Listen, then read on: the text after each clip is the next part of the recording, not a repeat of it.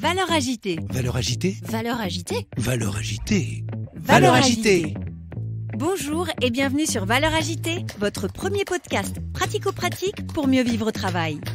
Chaque semaine avec mes invités, nous croisons nos regards sur les valeurs de ce nouveau monde et partageons nos secrets pour gagner en efficacité et sérénité professionnelle. DG, DRH, manager, vous avez des enjeux de transformation ou tout simplement souhaitez être plus performant et plus épanoui dans votre vie professionnelle? Alors ce podcast est fait pour vous. Je suis Magali Auger, DRH et DG depuis 20 ans et coach professionnel certifié. Curieux d'en savoir plus? Demandez-moi en contact sur LinkedIn et rendez-vous sur vos plateformes préférées. On n'espère pas faire d'erreurs. En tout cas, avec un maximum de bonnes intentions, on a quand même moins de chances d'en faire. De toute façon, toutes les erreurs qui sont faites dans la boîte, il y a un seul responsable, c'est moi, je suis le patron. Bonjour et bienvenue sur ce nouvel épisode de Valeurs agitées. Aujourd'hui, à mon micro, j'accueille Michel Clerc. Michel Clerc est le DG de Médicis, une mutuelle du groupe Malakoff Humanis. Avec Michel, nous allons comprendre comment organiser un déménagement d'entreprise.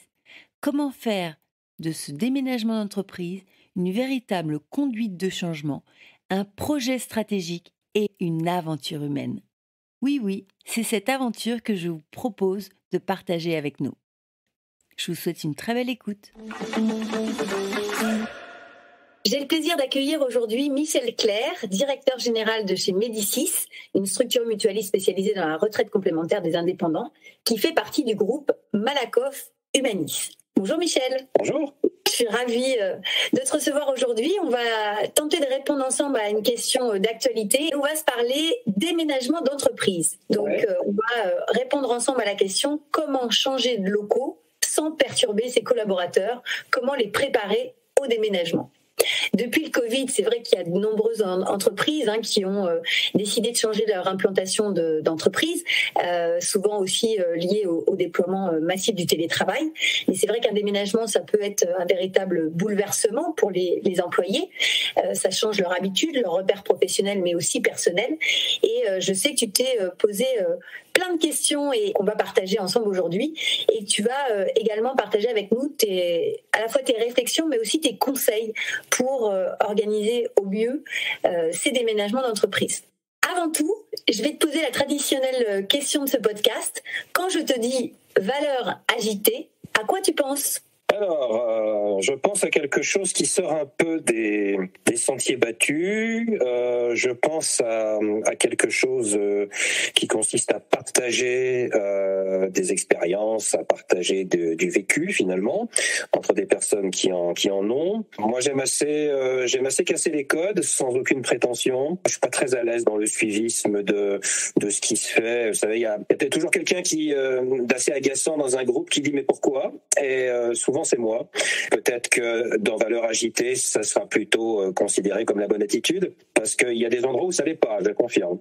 C'est ça, c'est exactement l'idée, c'est d'essayer de bousculer un peu les codes et quelque part sortir du prêt à penser et s'autoriser la réflexion de fond et se réinterroger sur nos pratiques pour essayer, parce que de toute façon le monde du travail il évolue, c'est aussi essayer de s'y adapter. Merci de t'être prêté à cette première question, ça nous permet de nous mettre un peu en jambes. Et je te propose maintenant de s'intéresser à ta conduite de changement. Je voudrais savoir comment tu as préparé tes salariés au déménagement de ton entreprise. Et la première question que j'ai, c'est qui a pris la décision et pourquoi ce déménagement ? Alors, qui prend la décision formellement, c'est alors suivant les structures, c'est le directeur général. Sachant que dans une mutuelle, comme c'est le cas chez moi, il y a des élus. Donc, je dirais que j'ai porté la problématique au niveau du conseil d'administration de mon président. Et on a partagé, alors c'était pas une discussion d'une seule fois, c'est une lente évolution qui d'abord est venue d'une bête problématique très classique, je dirais,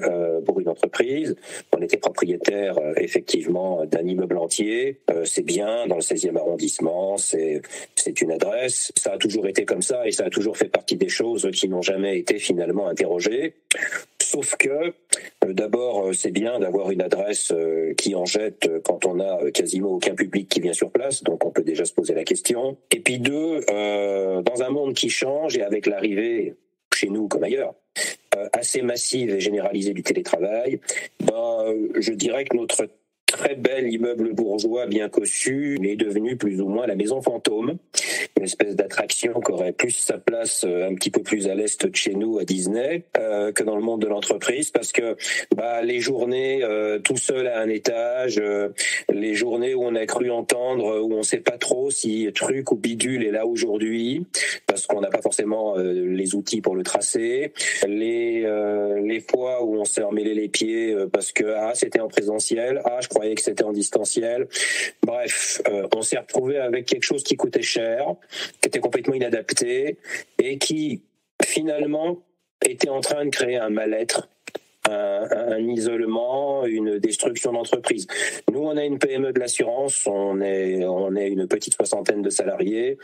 Notre force, ça a toujours été le fait que c'est une équipe finalement à taille humaine qui peut être très réactive à condition qu'elle joue, qu'elle n'oublie pas que le sport au bureau, c'est un sport collectif. Le collectif, là, il était tout simplement mis à mal par sa géographie. C'est Napoléon qui avait dit que la force des nations se trouvait dans leur géographie, la force des entreprises aussi, finalement, parce qu'une géographie qui est mal maîtrisée, ça finit par créer finalement les effets inverses de ce que l'on souhaite. Donc on n'a pas eu trop de mal, en tout cas sur l'idée même que ça n'avait plus de sens de rester là, dans ces conditions-là. Je pense qu'on est plusieurs à avoir cheminé de la même manière. Et quand on en a parlé officiellement, je me suis aperçu qu'il y a des gens qui ça tombe bien, oui, c'est vrai que voilà. Donc ça, c'était quand même très facilité. Donc le contexte, le déménagement est presque devenu une évidence, quoi, c'est ça? Alors peut-être pas le déménagement, mais en tout cas qu'il fallait faire quelque chose, parce qu'on peut aussi rester sur place et puis réorganiser les choses. On n'était pas encore au déménagement. On était sur là ça va plus, quoi. Voilà, ça va plus, faut faire quelque chose. On est sur une structure très classique où on avait beaucoup de place, on était très à l'aise. Donc c'est sûr que quand c'est du point de vue coût qu'on regardait ça, c'était déjà un gros problème. Mais ça fait un certain temps qu'on le savait. Et puis au-delà des coûts, parce que les coûts, ça parle pas à tout le monde dans une boîte. Voilà, c'est souvent des problématiques de quelques personnes. Au-delà de ça, c'était malaisant, quoi, à la fin, parce que oui, ces grands espaces vides, ça finissait par faire une entreprise fantôme. Il y avait des jours où c'était quand même, je ne sais pas, on pouvait être, le vendredi après-midi, des fois on n'était même pas 10 sur le site, on avait quand même 5 étages. Donc c'était juste n'importe quoi. Donc nous, il y a un moment donné, on va dire que il faut faire quelque chose, ça n'a pas été compliqué. Là où on revient sur un vrai projet, des vraies questions, et où on identifie des vrais freins si on n'arrive pas à les lever, c'est quand on commence effectivement à proposer des choses. Comment, une fois que la décision elle est prise, une fois que l'évolution des locaux est prise, comment tu t'y es pris? Bon, on a quand même, je dirais, on a les inconvénients de notre petite taille, mais on a les facilités de notre petite taille. Donc c'est pas très compliqué. C'est pas pour autant que tout le monde le fait. Mais c'est pas très compliqué chez nous. C'est pas très compliqué chez nous, je dirais, de dialoguer et de partager un certain nombre de réflexions, de discussions. Bon, ça a commencé à infuser. D'abord, on utilise les structures telles qu'elles sont, un comité de direction, pour essayer effectivement déjà de comprendre qu'est-ce qu'on pourrait faire. Et puis, c'est vrai que assez rapidement, la volonté, ça a été de dire, on a plusieurs choses si on voit un déménagement au sens large, en fait, c'est plus qu'un déménagement. On a plusieurs logiques qui se mêlent et du coup, on se retrouve on questionne notre géographie, on questionne notre organisation de travail, on questionne notre adaptation au monde d'aujourd'hui. Alors, on avait mangé le confinement et on avait découvert un outil qui était très peu connu avant et qui est devenu l'outil plus incontournable dans le monde d'aujourd'hui, c'est Teams. La visioconférence, moi, c'est quelque chose que je ne pratiquais pas du tout avant le confinement, mais jamais. Et comme tout le monde, on s'est finalement très vite adapté. C'est ça qui est toujours encourageant chez l'être humain. Quand on n'a pas le choix, en tout cas, on est capable de faire des choses qu'on n'aurait jamais réussi, même à semi-négocier, si on n'était pas sous contrainte. Parce que là, sinon, on ne peut plus travailler. Donc effectivement, on a vu l'évolution des outils. Et on s'est dit, attends, c'est un projet global, c'est un projet d'entreprise. Parce que la géographie, l'organisation informatique, les outils, la manière de travailler, ça fait quand même beaucoup de choses. Et on s'est dit, attends, si on remue tout ça et qu'on essaye de faire passer ça sous un simple déménagement, finalement, ça va nous péter à la figure parce que c'est beaucoup plus qu'un simple déménagement.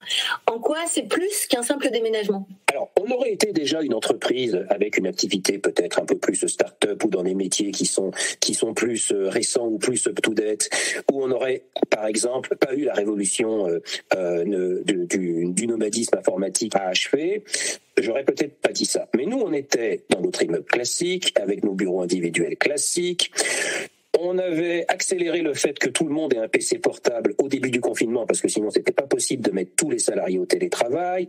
Mais pour autant, on avait toujours des tours et des écrans au bureau. Bref, c'était plus cohérent du tout. À la fin, c'était plus le DSI. Il disait mais moi je suis plus DSI, je gère un magasin d'arty ici. Finalement il y a des gens qui sont suréquipés. Alors il y en a qui utilisent leur téléphone portable pour faire ça, d'autres ils ont un PC portable mais ils l'utilisent pas. En tout cas pas pour faire ça. Il y en a qui préfèrent utiliser un PC fixe. Bref, finalement chacun faisait ce qu'il voulait avec une pléthore de matériel de générations différentes, qui finalement n'étaient pas tous capables de bien dialoguer entre eux. Donc nous, on a eu en même temps ce virage à prendre en disant on va partir d'une feuille blanche et on va en profiter aussi, dessiner, expliquer, convenir de la manière dont on va travailler et avec quels équipements en même temps. Et qui est-ce qui se met autour de la page blanche pour l'écrire, ce projet ?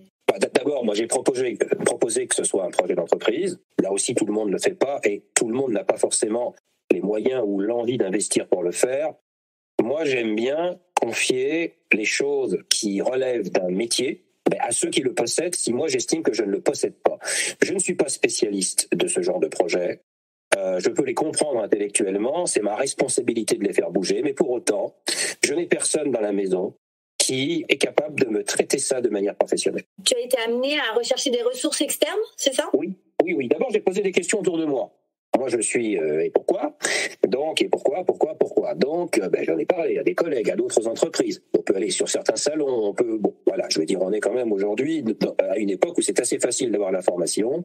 Donc déjà, je me suis quand même fait un peu la caisse sur...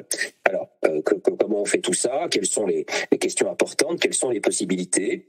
On est allé visiter, je suis allé sur par exemple, le showroom Orange, dans leurs nouveaux et superbes locaux, sur leur nouveau siège, c'est exceptionnel à voir. Si on veut avoir une idée de l'entreprise de demain, ils ont un étage entier pour le faire. Je suis allé au showroom de Samsung aussi pour avoir des idées sur les écrans. Comme on travaillait avec Xerox pour les copieurs et que Xerox avait aussi des solutions, on est allé chez eux. Quand on commence à poser des questions, on s'aperçoit que on a déjà plein de prestataires et de partenaires pour lesquels on pense qu'ils ne font que ça. Par exemple, Xerox ne fait que des copieurs, mais pas du tout. Bien entendu, ce sont des entreprises qui font beaucoup d'autres choses et qui nous montrent des possibles. Donc on s'est documenté. Ça n'a pas pris 3 ans. On s'est documenté. Et à partir de là, on a défini une méthode. Et ça, on l'a défini ensemble. Je veux dire, en comité de direction, on a discuté entre nous et on a défini une méthode. La méthode, c'était déjà de choisir un conseil. Donc, on a choisi une agence spécialisée en aménagement de bureaux, qui effectivement a pu intégrer en tout cas les savoirs d'aujourd'hui. C'est-à-dire, sa première réflexion, ça a été de dire comment vous voulez travailler. Avec quoi vous voulez travailler. Donc, à partir de là, ce qui était intéressant, c'est qu'il y a des professionnels, et c'est le cas de quasiment toutes les agences aujourd'hui d'aménagement, qui intègrent aussi bien les dimensions bureautiques, informatiques, je dirais management ou animation des équipes si on le souhaite. Donc finalement, alors nous on aime bien organiser des appels d'offres. Donc on a cherché, on a sélectionné 3 agences différentes. On les a fait plancher, on leur a demandé de nous faire des propositions. Moi j'avais réuni un comité projet, voilà, c'est-à-dire que tout bêtement, j'ai mis dans un comité projet les personnes dans l'entreprise qui auront du travail de par leurs compétences, aussi bien sur l'informatique, sur l'administration générale, sur les ressources humaines, parce que en même temps, 3e chose, il n'y avait pas que le déménagement, il n'y avait pas que l'informatique, il y avait la mise en œuvre de l'accord de télétravail. Donc il est bien entendu que suivant la dimension de l'accord de télétravail, le dimensionnement des locaux n'est plus le même. Donc à partir de là, j'ai simplement réuni ce qu'on appelle une équipe projet, et il n'y a rien d'extraordinaire, 4 ou 5 personnes, et j'avais au moins autour de moi mes adjoints qui étaient spécialement concernés par le sujet. J'avais vu 3 familles, l'informatique, l'administration générale et les moyens généraux qui sont la même personne, Et puis, la communication interne. Pourquoi ? Parce que j'avais déjà en tête l'idée que ce serait un projet d'entreprise et qu'on allait beaucoup communiquer, beaucoup associer. De manière à finalement faire en sorte que ce ne soit pas mon déménagement, mais que ce soit notre déménagement. Et que la future Médicis qui sortirait de ces cartons-là soit bien l'entreprise de tout le monde, où le plus de personnes possible auraient participé à quelque chose, soit en fonction de leur métier, soit tout simplement parce qu'à un moment donné, on leur proposerait, on demanderait des volontaires pour faire des choses. Alors du coup, je me permets de te couper 2 secondes. Oui. Dans ton comité de projet, donc tu mets en place des personnes qui sont plutôt des personnes qui vont t'aider à la décision et qui vont être eux-mêmes responsables d'un certain nombre de pans d'activité importants touchés par... c'est leur métier, c'est leur métier. Je prends les gens dont c'est déjà le métier. Voilà, des experts. Pourquoi ne pas avoir proposé, justement tu parlais de volontariat, pourquoi ne pas avoir proposé à des salariés volontaires de rejoindre ce comité de projet ? Alors je l'ai fait après, c'est-à-dire il faut un comité de projet pour mener ce qui est quand même un chantier très important. Il y a des budgets à respecter, il y a un timing à respecter, il y avait toute une salle informatique à virtualiser et non pas à délocaliser. Donc c'était quand même, je dirais, c'est une aventure qui s'est étalée sur 1 an et demi. Donc à partir de là, il me fallait quand même des personnes dont le métier permettait que le projet serait tenu et ne partirait pas en live. Ça, je pense que c'est une question de métier et pas de volontariat. Le volontariat, il est dans « dessine-moi une entreprise ». Le volontariat, il est dans demain, vous voulez quoi comme ambiance, comme architecture, comme type de locaux? Quelles sont les choses qui vous font peur? Quelles sont les choses qui vous séduisent? On avait bien compris, comme tout le monde, à cette époque-là, donc on est juste à la sortie du confinement, qu'il y avait un défi désormais pour les entreprises, c'était de réenchanter le bureau et de faire en sorte que les gens aient envie de venir au bureau et pas de rester chez eux. Parce qu'on avait vite vu qu'il y a des personnes, si on les écoutait, on les revoyait plus jamais. Tous ceux qui bossent en mode expert, tous ceux qui sont plutôt des gens qui travaillent, qui délivrent seuls, ces gens-là, finalement, ils peuvent télétravailler quasiment tout le temps. Et ils aiment ça. Et si on les écoutait, on les revoyait plus. Pour toi, le risque, c'était quoi ? Il n'y a plus d'entreprise. Moi, j'ai pas, je dirais, assez de salariés pour avoir une équipe type et puis pour avoir une équipe de remplaçants. Donc, chez nous, le management, c'est 1 + 1 = 3. J'ai pas le choix. Ce qu'on s'est pas compté, c'est que je compte sur notre dynamique collective pour finalement produire un résultat qui est supérieur à l'addition toute simple et toute bête de mes salariés. Quand on est 55, on doit produire le travail de 100. Parce que moi, j'ai pas les moyens de recruter 100 personnes. Donc, ça veut dire que quand j'ai quelqu'un de malade, j'ai pas de remplaçant. Quand j'ai quelqu'un qui est débordé, la personne est débordée. J'ai pas forcément, je dirais, toujours une capacité de couvrir. Donc, voilà, je veux dire, à partir de là, moi, je peux pas me permettre qu'il y ait 2 entreprises. Au bureau, les gens qui sont contents de venir parce que chez eux, ils ont une tête comme une pastèque et qui télétravaillent mal ou qu'ils en ont marre et qu'ils ont envie de sortir de chez eux. Et puis, ceux qui finalement veulent rester à la maison. Ce qui explique que de toute façon, dès le début, nous, on a un accord d'entreprise à 2 jours par semaine, plus un panier de 20 jours qui est à la main des managers pour réguler les équipes, mais qu'on n'a pas voulu plus. Et notamment, on voyait bien dans le monde des assurances, moi, il y a un moment donné, je me suis tapé tous les accords de télétravail de mon secteur. J'en ai examiné 26. La plupart sont des grands groupes. La plupart sont à 4 jours par semaine. Moi, je peux pas. Une PME à 4 jours par semaine, elle est morte. Voilà, c'est tout. Moi, ma seule force, c'est que c'est petit et rapide. C'est petit et réactif. Je vois vraiment pas comment on peut être réactif si on ne se voit pas raisonnablement pour réfléchir ensemble, pour partager ensemble. Simplement, il faut une bonne organisation, c'est-à-dire que des réflexions solitaires ou des tâches de production, ça peut se faire parfaitement bien en télétravail, mais il y a un certain nombre de choses qu'il faut faire en présentiel. Donc, du coup, il fallait qu'on crée un cadre qui donne envie de travailler aux gens. Alors, envie de travailler aux gens, ça ne veut pas dire qu'il va y avoir des paniers de fruits et des baby-foot dans tous les coins. Faut aussi arrêter de prendre les salariés pour des gamins ou pour des abrutis. Ça fait partie, je dirais, de l'ambiance, on va dire. Ça peut être un élément de signature, mais l'essentiel n'est pas là. L'essentiel, c'est un bureau pour quoi faire. Et là, on avait à la fois des ressorts individuels pour se dire, une fois qu'on avait essayer de regarder si on pouvait réaménager notre immeuble, voire se serrer un peu pour louer une partie. Bon, on s'est rendu compte que c'était un immeuble qui était plutôt fait pour un mono-occupant, donc c'était pas possible, il y avait trop de travaux. Donc là, on s'est dit, on s'en va. Alors déjà, quand on s'en va, on a un certain nombre de déçus. Tous ceux qui adorent l'immeuble. Ceux-là, il faudra les gérer. On en reparlera après, parce que sinon, ça va être, si on les gère pas d'entrée, ça va être des gens qui vont vous plomber le projet. Parce que ceux-là, ils comprennent pas tout. J'allais te poser la question, comment tu as évalué l'impact de ce déménagement sur la motivation ou l'efficacité de tes collaborateurs? Est-ce que tu as procédé par un questionnaire? Est-ce que tu as fait des sondages un peu en off sur les temps informels? Enfin, comment tu as procédé? J'ai fait deux choses. D'abord, j'ai utilisé mon comité projet pour bien sensibiliser la hiérarchie sur une écoute et une pédagogie et une explication nécessaire au sein de leurs équipes pour bien expliquer pourquoi on partait et pour recueillir les réactions. Et ensuite, écoutez, moi, dans une petite entreprise, j'ai la chance, j'ai pas de lutte des classes chez moi. J'ai un CSE qui est très actif et à qui je fais entièrement confiance. D'ailleurs, une personne qui est au CSE a très vite été, je dirais, intégrée sur les questions essentielles. Et j'ai demandé finalement au CSE de me dire ce que les gens en pensaient hors voie hiérarchique. À partir de là, comme les gens ont l'habitude, c'est plutôt comme ça qu'on fonctionne, donc les gens ont l'habitude de s'exprimer.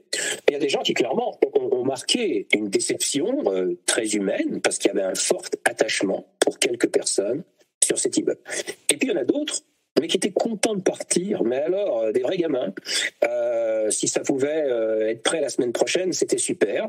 Donc j'avais un mélange d'enthousiasme et puis de gens avec qui il fallait expliquer, dialoguer, voire donner quelques garanties, parce qu'on avait vite identifié ce qui leur faisait peur. Et finalement, ce qui leur faisait peur, c'est que c'était pas qu'un déménagement. C'était quoi les freins ou les motifs de résistance que tu as pu rencontrer?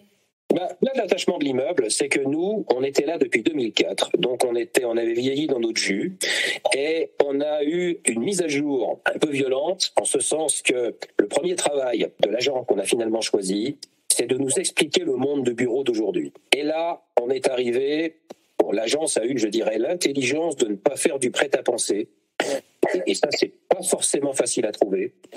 Et on est arrivé dans les tendances qui fait qu'une entreprise, ça doit être organisé comme ça, et pas autrement.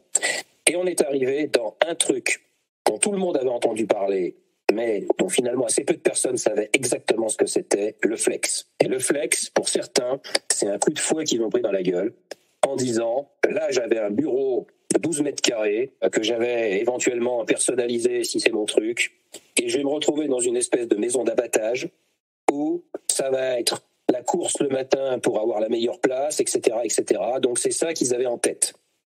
Et donc, la première chose qu'on a dû faire, c'est d'abord expliquer que ce serait notre projet et pas un projet à la mode. Et deux, de démystifier le flex et de reprendre les choses du point de vue uniquement de l'expression de nos besoins. Ça a été évidemment le premier travail de l'agence, en disant, attendez, il y a des tas d'organisations possibles. Il y a eu des tas de générations d'organisations. Il n'y en a aucune qui est meilleure qu'une autre. Ça dépend simplement de vous et de ce que vous voulez faire.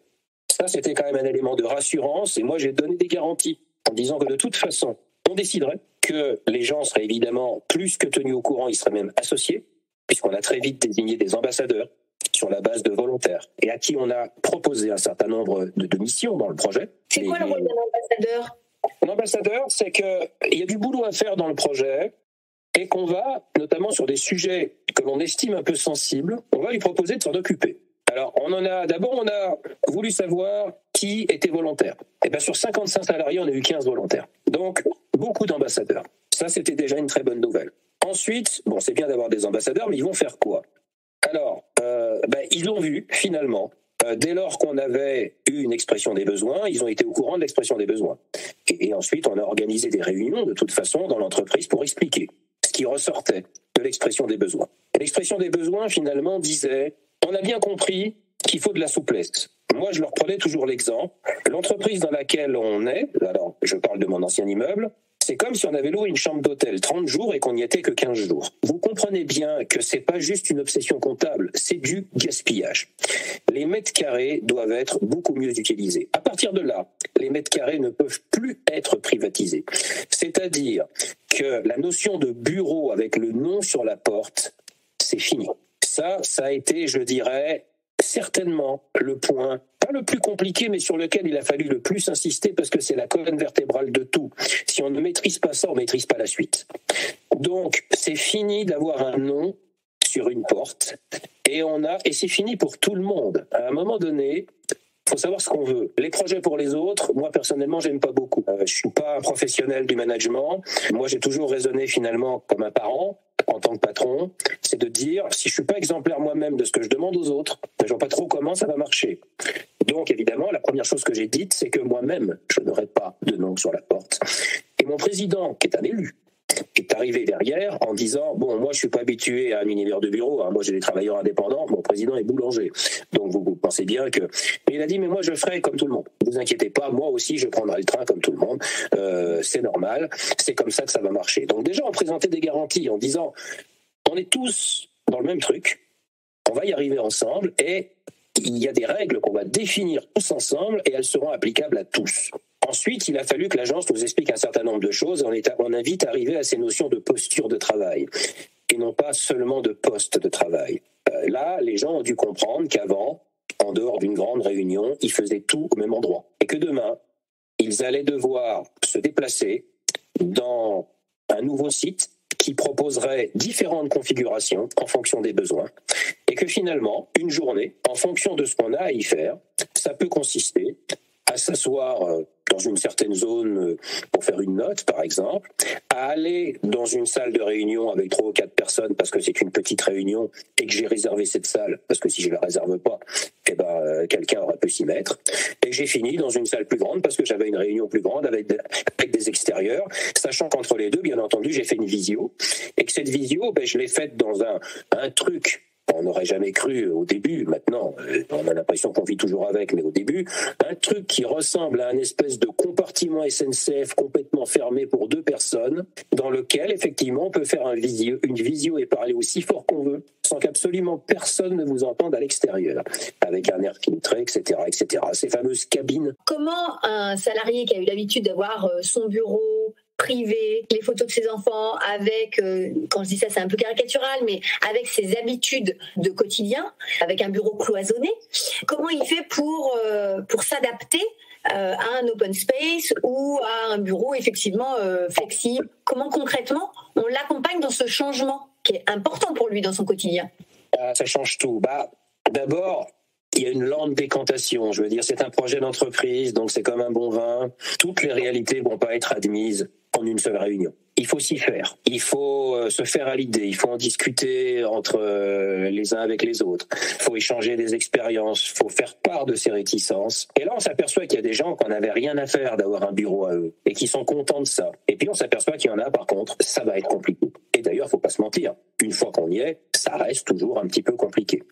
Et dès lors qu'on a un contrat commun, et qu'on a des salariés qui ont été impliqués, ont été vraiment dans le truc, et surtout, si on a vraiment écouté ce qu'ils ont dit, et pas seulement fait semblant d'écouter. Alors, écouter ce qu'ils ont dit, c'est-à-dire, X ou Y, j'ai bien compris ce qui vous fait peur. Si on le fait comme ça, est-ce que ça serait bien? Et là, la personne va vous dire, alors si on le fait comme ça, c'est déjà mieux. Pourquoi? Je vais vous dire pourquoi. Ok, est-ce que ça me gêne, moi, de le faire comme ça? Est-ce que c'est gênant pour le projet? Non, c'est pas gênant. Il faut donner un peu de bande passante, il faut laisser quand même un peu de mou.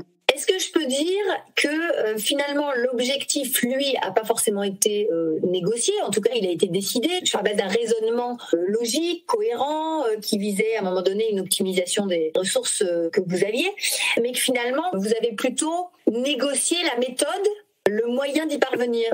C'est pas une négociation, c'est qu'on a expliqué, on a montré les possibles. On a pris le pouls, noté ce qui passait bien, ce qui passait pas bien, retravaillé ce qui passait pas bien. Et à un moment donné, il y a une décision qui doit être prise. Mais la décision, elle n'est pas prise comme ça. Elle est puissante parce qu'elle s'applique à tout le monde. Et elle est puissante parce que de toute façon, il y a beaucoup de volontaires qui sont dans le projet. Et ça montre bien que c'est un collectif qui est en train de bouger, avec une garantie que les règles de vie seraient écrites par les ambassadeurs et pas par la hiérarchie. Donc, on a tout intérêt à associer des gens. Très, très honnêtement, c'est valable dans ce type de projet comme dans, je dirais, le management de manière générale. On a tout intérêt à responsabiliser les gens et à les associer. Il faut, je pense, savoir donner un peu de mou pour obtenir ce genre de choses, parce qu'il y a des moments où le truc il marche tout seul et c'est quand même super facilitant, très gratifiant. Et honnêtement, quand on a vu la réaction d'abord des ambassadeurs, ensuite des salariés, la première fois qu'ils sont rentrés dans les nouveaux locaux, je veux dire ça, on sait qu'on l'a obtenu parce qu'on a été patient, parce qu'on a écouté, parce que parfois on a dit bon, écoute, la solution la plus efficace, ça serait d'y aller tout droit. On va juste prendre la solution d'à côté et c'est pas grave, mais au moins ça va nous permettre de laisser derrière nous ce truc-là qu'on va sinon trimballer tout le temps jusqu'au bout et qu'on aura encore après. Et finalement, c'est pas si grave que ça. Voilà. Il y a des choses qu'il faut pas lâcher, mais il y a des choses que l'on peut se permettre d'aménager, sans jeu de mots. C'est pas un échec, c'est pas une concession. C'est une adaptation, tout simplement. D'accord. Et comment tu fais face à une personne qui, par exemple, a la distance entre son lieu d'habitation et les locaux professionnels précédents était peut-être plus aisée pour elle. Forcément, ça veut dire que je ne sais pas s'il y a beaucoup de distance par rapport aux deux emplacements, mais j'imagine que ça a un impact sur sa manière de venir travailler. On est petit, donc on avait forcément une facilité par rapport à d'autres, c'est que nous, on a rentré toutes les adresses personnelles de tous les salariés. On a calculé les temps de trajet et on a visité, alors le comité projet a visité plus de 10 sites, puisque l'idée c'était non pas de racheter quelque chose mais de louer, et on voulait un étage. Nous qui étions éparpillés façon puzzle un peu partout, en train de faire dans les couloirs pour voir s'il y avait quelqu'un, on s'est dit, on va tous se voir, ça nous est jamais arrivé, on veut un plateau. Et donc on avait calculé, on s'est retrouvés. Il y a eu une vraie contraction, on est passé de 2200 mètres carrés, mais qui était très très mal utilisé, à 850 mètres carrés. Donc ça fait une vraie contraction qui, eux, sont super bien utilisés à 10 cm près. Donc du coup, l'idée c'était de ne retenir en finale les deux sites qui cochaient toutes les cases sur ce qui avait été exprimé. Et l'une de ces cases était de ne pas modifier de plus de 20% le temps de trajet. Déjà, la première crainte des salariés, ça aurait été de sortir de Paris. Moi, je leur ai dit, l'entreprise peut faire l'effort de payer un loyer parisien à condition qu'on soit bon sur la réduction des mètres carrés. Donc, c'était très simple. Soit on bosse bien, et surtout les adeptes des bureaux individuels, soit ils comprennent bien qu'on ne pourra pas tout avoir. Voilà, ça, je leur ai pas laissé le choix. Je leur ai dit, écoutez, si vous voulez beaucoup de mètres carrés, on va être en première couronne, voire pire. Si vous voulez être parisien, qui était évidemment la meilleure solution pour les moyens de transport, dans ces cas-là, il y a une clé de réduction. Pourquoi ? Parce que j'avais déterminé un montant maximum de loyer. Donc j'aurais dit, écoutez, c'est pas compliqué, il faut que ça rentre dedans. Il n'y avait pas 36 solutions. Soit c'est beaucoup de mètres carrés, et dans ces cas-là, vous allez loin. Alors, même dans les entreprises où il y a beaucoup d'ambassadeurs, etc., il y a beaucoup de radio-lavabo. Michel a écrit dans tel journal interne qu'on cherchait un site francilien. Qu'est-ce que ça veut dire un site francilien ? Ça y est, tu vas voir, on est à Bobigny ou je sais pas trop où, alors que nous étions Paris 16, entre Iéna et Kléber. Tu vas voir, c'est ça. Alors, n'importe quoi, c'était pas le sujet. Mais en tout cas, j'avais une clé qui était très confortable pour moi en tant que patron, c'était de dire, écoutez, soit c'est la localisation, soit c'est les mètres carrés. Et de toute façon, ça peut pas être les deux, parce que ça rentre pas dans le prix. Et bien là, j'ai eu quand même un net mouvement d'accélération sur la localisation. Donc du coup, j'ai pu obtenir des clés de réduction de mètres carrés, qui fait qu'il fallait être efficace sur les espaces. Alors à partir de là, c'est sûr qu'on a vite fait la peau à presque tous les bureaux individuels, pas tous. J'y reviendrai. Il y a certains métiers, et non pas certains grades, certains métiers qui ont besoin, pour des raisons de confidentialité, d'avoir des bureaux individuels, mais finalement, on en a très peu. On en a 4. Donc, c'est pas beaucoup. Quels sont les métiers qui ont nécessité d'avoir des bureaux individuels ? DRH, effectivement, la DRH a un bureau beaucoup plus petit que le bureau qui était le sien avant. Donc c'est un bureau, c'est pas réservable par une autre personne qu'elle. Donc effectivement, il y a elle. Le responsable technique au niveau DSI, parce qu'il a beaucoup de matériel avec lui et qu'il va pas courir sans arrêt pour aller chercher son PC à démonter. Et puis ça vaut de l'argent. Donc effectivement, ça a vraiment rien à voir avec le grade, parce que c'est vraiment, le DSI n'a pas de bureau. Par contre, son adjoint, lui, en a un. Donc on est vraiment sur des trucs. Et puis, on a créé quelque chose concernant le président et le directeur général, c'est-à-dire que c'est des zones pour une personne qui sont... Alors, moi, j'ai un président qui, effectivement, n'est pas un salarié, ne l'a jamais été. Je ne vais pas lui demander non plus la lune, mais simplement, quand il est là, il est prioritaire dans une zone qui est en fait un bureau amélioré, un bureau un peu plus joli, qui nous sert de bureau de réception. Donc, il est là-dedans, et quand il n'est pas là, eh bien n'importe qui peut y aller. Donc, c'est admettre qu'il y a un statut, et le directeur général fonctionne pareil. Si je veux me mettre ailleurs, je me mets ailleurs. Par exemple, aujourd'hui, je suis en télétravail, j'ai donc, parce qu'il fallait s'équiper, j'ai un outil auquel tout le monde accède, sur son smartphone ou sur ses jouxteurs, pour ne pas le citer, qui permet de voir le site et qui a réservé. Moi, quand je suis là, je réserve. Et en règle générale, ce que je réserve, c'est toujours le même bureau. Mais quand je suis pas là, j'indique que la zone est libre. Donc aujourd'hui, je ne suis pas allé vérifier, mais aujourd'hui, il est très probable qu'il y ait quelqu'un dans le bureau où je suis d'habitude. Voilà. Est-ce que les gens osent réserver le bureau qui est habituellement occupé par le DG ? Aucun problème, d'autant que ce bureau n'a aucun signe distinctif, puisque l'une des règles, c'est que désormais, c'est comme à la piscine, on a un casier où on met nos effets personnels. Donc moi, dans les effets personnels, il y a aussi une partie de mon matériel, c'est-à-dire que j'ai un casque personnel, j'ai une autre tablette, une surface que je laisse au bureau, puisque j'ai mon iPad dans mon sac tous les jours. Donc effectivement, tout ça, je le laisse dans mon casier, avec je suis un grand buveur de thé, donc avec tout mon matériel, etc. Tout ça, c'est dans mon casier, c'est pas dans le bureau. Si tu rentres dans ce bureau-là, il n'y a rien. Il n'y a que des choses qui appartiennent à tout le monde, c'est-à-dire un pot de crayon, de stylo, des choses comme ça, mais il n'y a absolument rien qui est à moi. D'accord. Voilà. Et le principe du clean desk est un élément qui va avec la fin des bureaux individuels. N'importe qui doit pouvoir rentrer dans un bureau et s'y installer et laisser ce bureau dans l'état dans lequel il l'a trouvé, c'est-à-dire vide. Sinon, ça ne fonctionne pas. Et qu'est-ce que tu réponds à un salarié qui pourrait se dire finalement on devient des numéros, on devient tout ça est très aseptisé et finalement on n'est plus vraiment reconnu pour la personne qu'on est. Oh, alors c'est pas aseptisé du tout. Il faudrait que tu vois les locaux. Je veux dire, honnêtement, l'intérêt aussi, c'est de pouvoir faire des locaux très sympas, très accueillants, avec des tas de zones d'animation, des tas de zones de confort, des canapés, des tas d'événements qui désormais sont facilement partagés. Quand on met des règles de vie qui consistent à vouloir absolument le plus possible regrouper les gens, c'est ce qu'on a fait. Eh bien, forcément, il faut donner des gages en face. Moi, les ambassadeurs ont proposé qu'il soit interdit qu'il y ait des machines à café partout, ce qu'on faisait avant dans les bureaux individuels, parce que sinon c'est le bazar. Et là, ça veut dire que c'est les gens qui amenaient leurs capsules de café, tout ça. D'accord. Donc moi, en contrepartie, je finance les équipements et j'offre le café à tout le monde. Ça, c'est des choses que je ne faisais pas avant. Donc c'est très accueillant.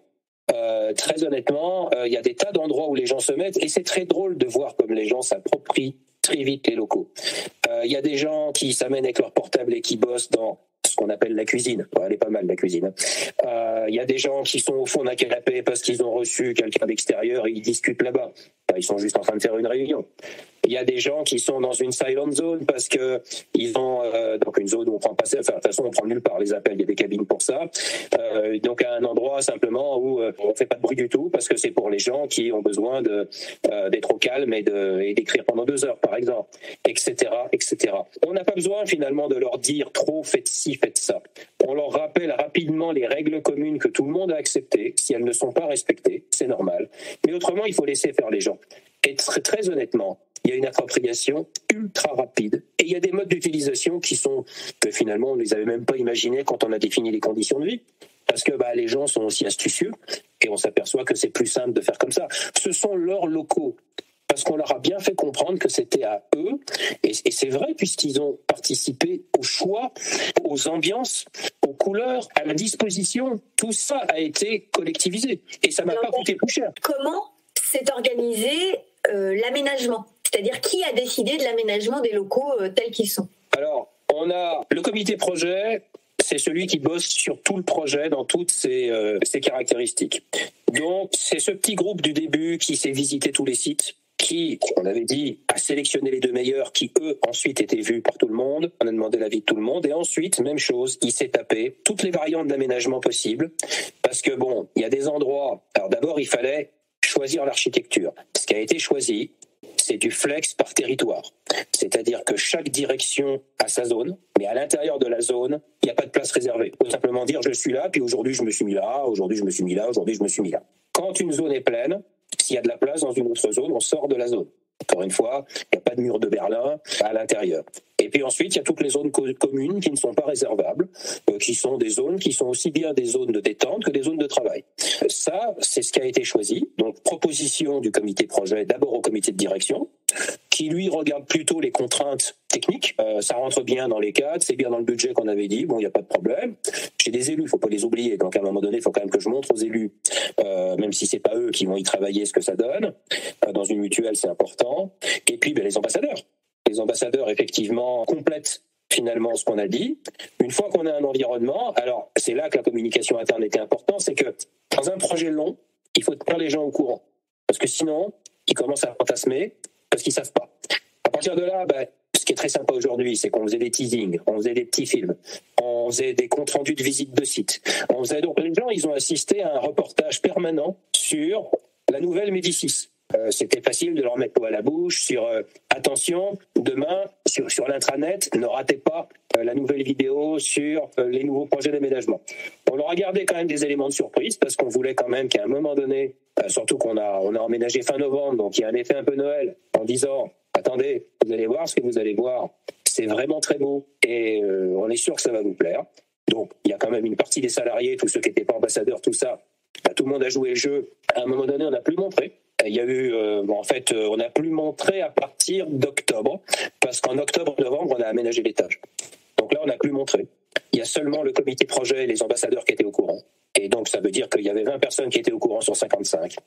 Et puis, un jour, on a dit à tout le monde, pas de télétravail aujourd'hui, vous êtes tous sur le nouveau site. On a d'abord fait une visite de quartier, parce qu'on changeait de quartier. Ça, chez moi, c'est le CSE qui s'occupe de tout ça, c'est ça qui est formidable. Ils avaient trouvé une troupe de comédiens qui leur racontaient le 17e arrondissement, puisqu'on est passé du 16 au 17, donc vous voyez que c'est pas le bagne. Hein. Et on est à côté du parc Monceau, et ensuite on est enfin rentré dans les locaux. Et là, on a su que ça allait bien se passer, quoi. Il faudrait surveiller les 2 ou 3 qui vraiment, on le sait, sur ça comme sur autre chose, ils ont du mal à s'adapter, mais ils sont pas de mauvaise volonté. Ok, c'est ce qu'on continue à faire, mais voilà, c'est comme ça que ça s'est passé, et c'est ça les grandes séquences de la construction finalement d'un site. J'avais une question tout à l'heure, tu disais que c'était un projet qui a duré 1 an et demi. Ouais.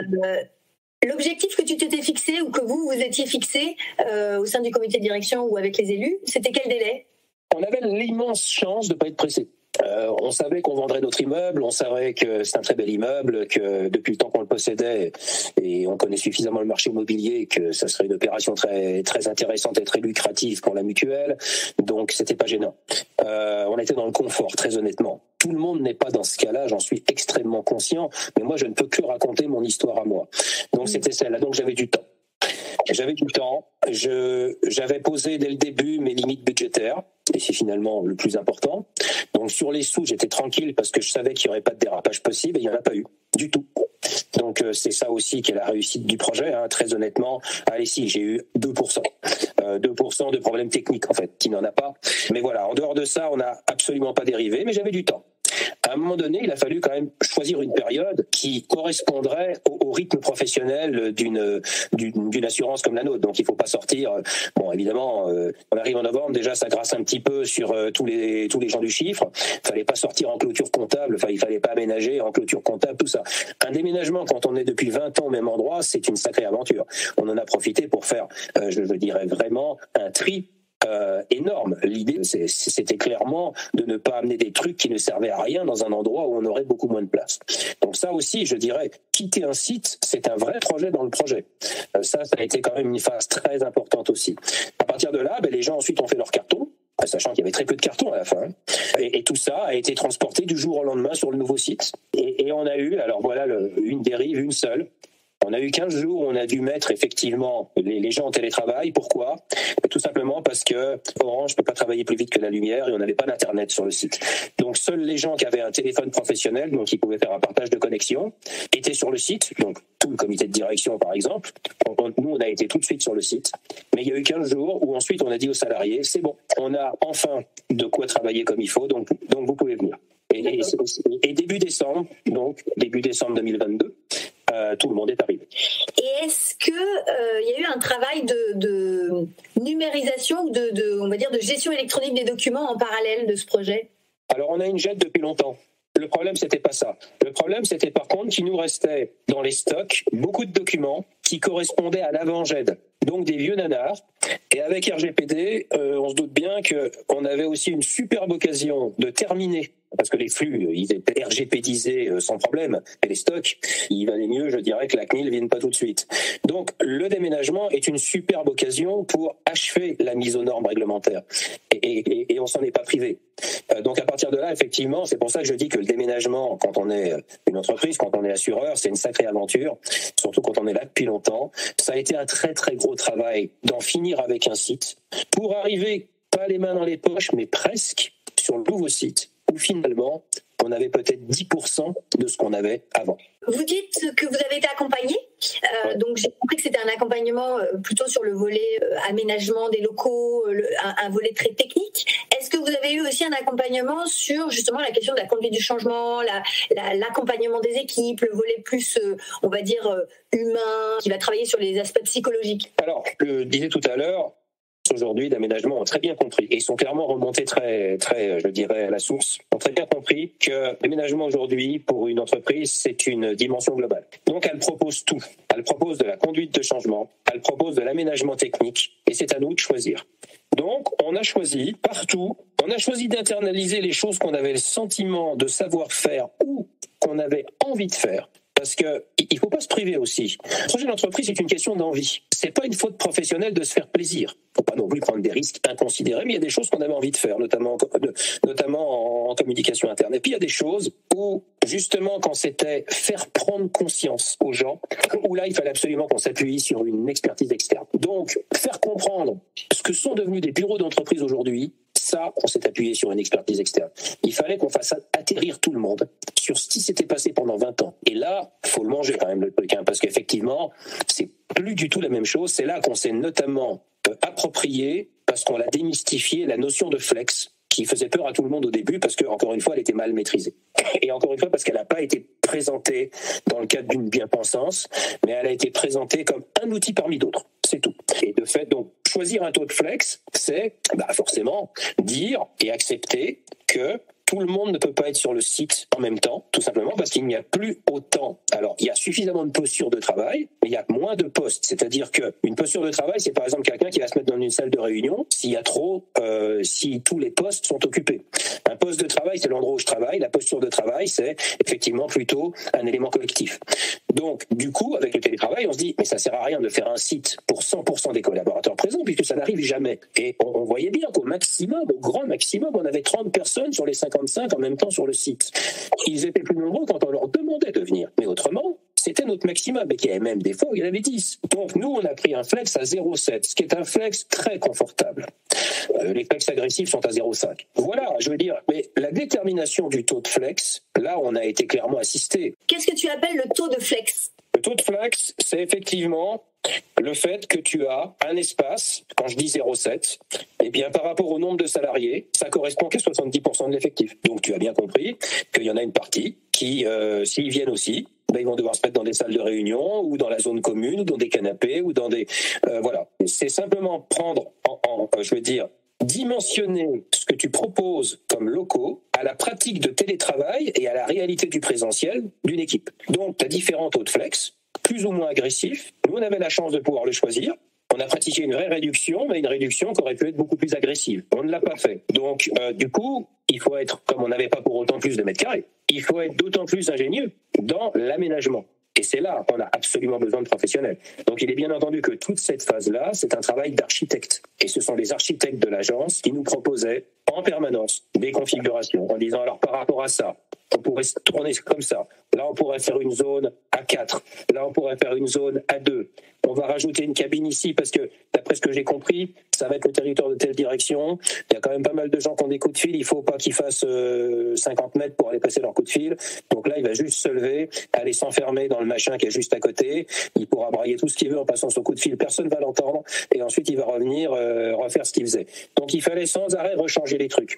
Je ne sais pas combien de versions de cet étage on a vu. Une bonne trentaine, je pense. Une bonne trentaine. À un moment donné, on s'est dit on touche plus rien parce que ça semblait fonctionner dans tous les sens. Et justement, c'est effectivement jusqu'où on va dans l'aménagement, dans l'ajustement, et à quel moment on se dit bon bah stop, on arrête là. Ça peut aller loin parce que d'abord, il y a des trucs super sympas qui sont proposés aujourd'hui. C'est là qu'il faut aller sur les showrooms. C'est exceptionnel. On ne se rend pas compte à quel point la technologie va vite. Et on pensait qu'on était moderne, mais on est complètement, dépassé quand on voit des lumières qui s'allument et qui s'éteignent automatiquement et qui font passer le Wi-Fi en même temps. Voilà, moi je savais même pas que le Wi-Fi pouvait passer par la lumière. Oui, mais du coup, il y a des trucs qui sont rigolos. C'est bien d'avoir son portable qui est connecté à la lumière, sauf que quand on fout son portable dans sa poche, il n'y a plus de lumière. Donc il n'y a plus d'internet, sauf que, etc., etc. Donc il y a quand même des petits inconvénients. Mais il faut, je dirais, avoir des partenaires techniques, technologiques. Enfin, on a des murs intelligents, on a des paperboards intelligents. Il faut prendre la dimension de ce que la technologie propose. Il ne faut pas non plus, c'est pas la liste du Père Noël. Il ne faut pas acheter des trucs qui nous serviront pas. D'abord parce que ça coûte cher, et puis ensuite à la fin ça sert à rien. Moi j'ai vu des tapisseries intelligentes, des peintures intelligentes. On écrit sur les murs. Alors, si c'est ton truc, t'écris sur les murs, avec ton écriture, et puis à un moment donné tu appuies sur l'endroit où te dit d'appuyer. En fait c'est le bouton on. Et ça envoie ça sur ta messagerie, puisque tu avais rentré ton adresse dessus. Si tu veux, tu peux travailler comme ça. S'il y a des gens qui ont envie de travailler les pieds en l'air, la tête en bas, c'est leur problème, c'est possible, etc., etc., etc. Donc, il faut trouver ce qui est son truc, ce qui est notre truc. Voilà. Et ça, c'est pas si facile parce que faut déjà prendre en compte tout ce qui existe, et tout le monde n'a pas la tête dans la tech toute la journée. Et ensuite, il faut faire un choix. Alors, on est un peu saoulé quand on rentre d'un showroom. On se dit, moi, je sais plus comment il faut travailler, je sais plus comment j'aurai Internet. Voilà, je veux dire, on est aujourd'hui, on a que des bureaux techniques. Il n'y a plus une prise de courant sur des plaintes, c'est fini ça. Tout est remonté le long du pied du bureau et on a une petite trappe et on a juste une petite station d'accueil minuscule. C'est là qu'on branche tout, c'est là qu'on a tout d'un seul coup. Le courant, l'Internet, etc., etc.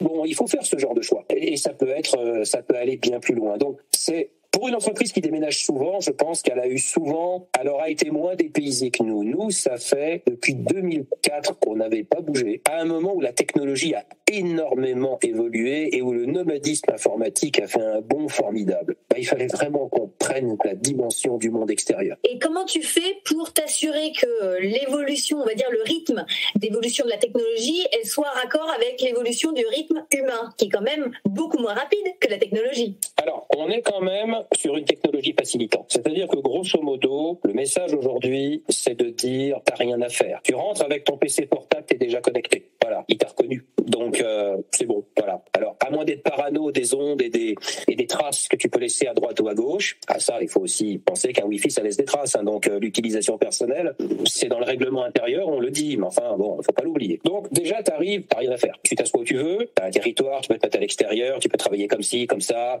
T'as envie de bruit, t'as pas envie de bruit, t'as envie de voir les gens, t'as pas envie de voir les gens. C'est quand même très facilitant. Donc ça, je pense que le problème de la technologie, pour quelqu'un qui aurait un petit peu de mal à s'adapter, c'est de passer de son poste fixe à un tout petit portable et de se dire mais attends, c'est pas grave d'avoir un tout petit portable parce que de toute façon pour prendre des notes c'est pas grave. Bah oui, mais moi je fais des PowerPoint. Mais pourquoi tu le fais sur ton tout petit portable? Si tu as un PowerPoint à faire, écoute, tu as des grands écrans là, tu connectes ton portable au grand écran et tu vas voir que ta souris, quand tu la bouges sur ton petit portable, elle se réplique sur le grand écran, et c'est sur le grand écran que tu vas pouvoir faire ton PowerPoint. Donc c'est plus ça la difficulté, c'est de comprendre comment je dois travailler maintenant pour faire mes différentes tâches. Parce qu'avant je faisais tout au même endroit et généralement que le même outil. Et bien ça c'est fini. Et est-ce que vous avez du coup mis en place des systèmes de formation pour développer les compétences techniques, informatiques de tes collaborateurs? Alors oui, déjà quand on prend en main quelque chose de nouveau, il faut absolument déjà qu'il y ait des formations. Alors ces formations, elles sont soit internes ou externes, ça dépend. Sur certains matériels, alors c'est devenu tellement simple que très honnêtement, les gars d'Orange par exemple, je ne sais pas pourquoi ils viendraient, parce qu'en fait, moi quand j'arrive dans une salle, j'ai un écran avec un câble 3C, le même qui est sur le téléphone portable, si t'as pas un Apple, et ben il suffit que je branche le câble 3C sur mon PC portable et tac, tout de suite, j'ai mon bureau qui est sur le grand écran. Il n'y a rien à faire d'autre, donc ça va très vite. Ensuite, tu lances Teams, tu lances ce que tu veux, tu as ta visio, voilà, point. Il n'y a que ça à faire, c'est très simple. Le son n'est plus un problème, il y a des pieuvres partout au milieu des tables, donc tout est sonorisé en permanence, etc., etc. Donc quand même c'est très facilitant. Il y a une prise en main et une assistance, c'est ce qu'on a fait. Mais ben voilà, alors là par exemple on a un outil où on a fait des formations, l'outil Jouxter qui permet effectivement, donc c'est l'outil Where is Brian, c'est l'outil de réservation que moi j'ai sur mon smartphone maintenant, parce que je voulais l'avoir sur mon téléphone. Donc demain je veux réserver une salle de réunion, je vais prendre mon téléphone, je vais aller sur le jour de demain et je vais dire tiens je vais prendre cette salle et du coup elle va arriver sur mon emploi du temps, réservée par Michel Clerc, et à partir de là tout le monde va voir que j'ai réservé une salle qui était marquée libre. Si quelqu'un voulait la salle et qu'il l'a pas réservée, ben ça par contre c'est son problème, elle est à moi. Voilà. Donc ce genre d'outil par exemple, il faut que les gens comprennent, voilà, que bon ça sert à dire où on est. Alors c'est que du déclaratif, parce qu'on n'a pas le droit évidemment de pister les gens, donc ça permet de dire où on est et de réserver sa place, une salle de réunion, etc. Par contre c'est pas l'outil où on pointe, ça c'est l'outil habituel, je dirais des RH, donc il faut le dire ça aux gens. Maintenant de toute façon on voit bien sur Jouxter si je suis là, si je suis pas là, donc c'est plus la peine que je pointe. Mais non, ça n'a rien à voir. Les gens ont tendance des fois à faire des raccourcis, donc il faut leur expliquer quel outil sert à quoi. Voilà, il faut leur rappeler. Alors très honnêtement, nous ça fait depuis lundi qu'on a mis ça en place. Tu vois, Jouxter, ça fait depuis lundi qu'il est là. Moi je vois déjà plus personne qui oublie de réserver. Tu vois, c'est pourtant on vient à peine de le mettre. Bon, moi je considère que c'était pas très compliqué. Je considère qu'a priori ça pose pas de problème. Et est-ce que vous avez prévu, j'allais dire, une clause de revoyure, c'est-à-dire que là il y a l'effet youpi, c'est super, ce qu'on attend depuis 1 an et demi, ça y est, on l'a.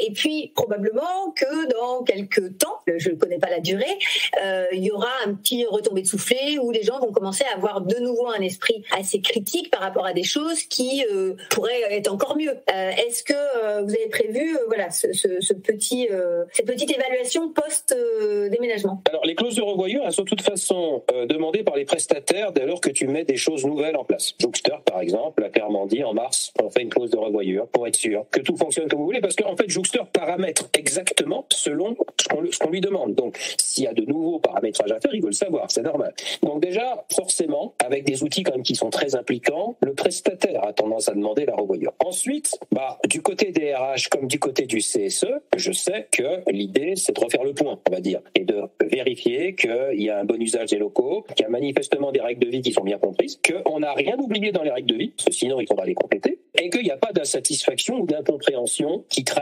ou nouvelle. Voilà, il peut se passer des choses. Bon, après tout, il y a des pratiques qu'on n'a peut-être pas repérées, qui finissent par détourner l'objet de quelque chose ou qui finissent par créer des incompréhensions en disant des fois, il y a trop de trucs pour obtenir la même chose. Par exemple, pour réserver une salle, je peux le faire par Jouxter. Je peux le faire directement par Outlook. Je peux le faire en passant devant la salle parce que si je scanne le code barre qui est devant la salle, j'accède à cette salle et je peux la réserver. Donc la technologie nous propose plein de moyens en même temps pour réserver une salle. Il y a des gens, ça leur va très bien, il y a des gens, ils sont perdus, ils savent plus comment faire. Donc peut-être qu'à un moment donné, abondance de biens nuit, et qu'il faudra qu'on ferme une voie de réservation de salle. Et je m'aperçois que je ne vous ai pas demandé qui a été le pilote du projet. C'est moi. Ok. C'est moi parce que c'était trop important pour la boîte. Ça engageait des sous, ça engageait tout, c'est-à-dire le management, la production, la productivité, la manière de travailler.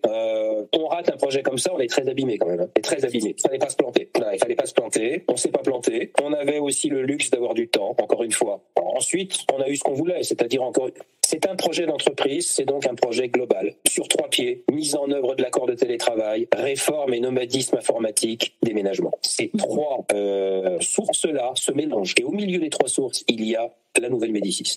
Plus un timing à respecter. Non, effectivement, c'est le projet d'une vie. D'une vie d'entreprise ou d'une vie d'homme? Une vie d'entreprise, mais d'un autre côté, les vies d'entreprise réussies consistent quand même à ce que les gens soient impliqués et envie de bien faire les choses et puis surtout de bien les vivre. C'est un projet très sympa, qui a été très sympa à vivre. C'est un projet dont on avait besoin dans l'après-confinement parce que très fédérateur. C'est des projets porteurs de plaisir quand on a les moyens de faire les choses, qu'on les avait, mais c'est pas parce qu'on a les moyens qu'on se plante pas. C'est pas suffisant d'avoir des sous. Quand on en a pas, c'est très bloquant, j'en suis très conscient. Quand on en a, ça n'est pas suffisant. On peut aboutir à une catastrophe, à un truc nul. Confier ça à quelqu'un d'autre, ça aurait été épique. Honnêtement, j'avais pas envie. Un projet comme ça, pour un dirigeant, on se damne pour le vivre. On peut passer une vie professionnelle entière sans jamais avoir à gérer ce type de projet. Donc pour toi, c'est une fierté, on peut dire ça comme ça? Oui, c'est une fierté quand je vois les gens. Je vois des gens qui ont toujours fonctionné comme ça. Donc c'est super. Finalement, on a l'impression des fois qu'il ne s'est rien passé. Alors c'est un peu frustrant, mais c'est la meilleure réussite du projet. C'est que j'ai pas le sentiment d'avoir perturbé grand monde. Je vois plutôt des gens qui sont contents. Alors ensuite, il y a des jours où ça coince un peu parce que le télétravail, on sait quand même que c'est une histoire de mardi et de jeudi. Donc il est sûr que les mardis et les jeudis, c'est là que j'ai le plus de monde sur le site et que là, il suffit qu'il y en ait un qui oublie de réserver, c'est tout de suite le bazar. Là, il faut pas faire de bruit quand on parle entre nous. Parce que c'est ça aussi, je dirais, les espaces plus réduits. C'est que il faut respecter les autres. Et ça, c'est compliqué dans une entreprise parce que on est vraiment à la limite du management. Encore une fois, on hérite des habitus personnels d'un individu, son éducation, son histoire. Par exemple, le laisser propre des espaces communs. Dès lors qu'on empêche les gens de manger à leur poste de travail, il faut donc qu'ils viennent manger dans les différentes zones communes très sympas qu'on leur propose. Mais si c'est pour retrouver les couverts du voisin dans l'évier, ça, c'est très pénible parce que sans arrêt, il a fallu quand même 15 jours, on croise les doigts. Je pense que c'est bon pour y arriver en expliquant qu'il y a un lave-vaisselle et que ça doit aller dedans. Et au début, les gens, ils comprennent pas pourquoi les gens n'y pensent pas. Et il y a toujours quelqu'un qui dit, mais comment ils font chez eux ? Et c'est là que moi je réponds, mais vous n'en savez rien. Chez eux, il y a probablement une montagne de vaisselle qui est dans l'évier depuis le lundi. Et donc, c'est pas le bon message de leur dire « faites comme chez vous », surtout pas. C'est qu'ici, on fait comme ça. Donc, quand on partage, il faut que le règlement intérieur soit bien pensé et que, par certains côtés, il doit être autoritaire. Donc, il y aura encore des rappels à l'ordre. Ça donne, c'est vrai, l'impression de taper sur les doigts à des gens qui ont des fonctions importantes, qui sont pas tout jeunes, qui on va le faire n'importe comment, mais on n'a pas le choix. Quels ont été les messages que tu as passés aux managers de proximité pour que eux-mêmes passent aux salariés dans cette conduite de changement ? Écoutez ce qu'on vous dit, écoutez ce qu'on vous dit pas. Alors déjà, ouvrez vos oreilles. C'est le moment. S'il y a un moment où il fallait les ouvrir, c'était là. Il y a des non-dits, il y a des attitudes qui trompent pas, et puis ceux qui parlent sont pas toujours les plus intéressants.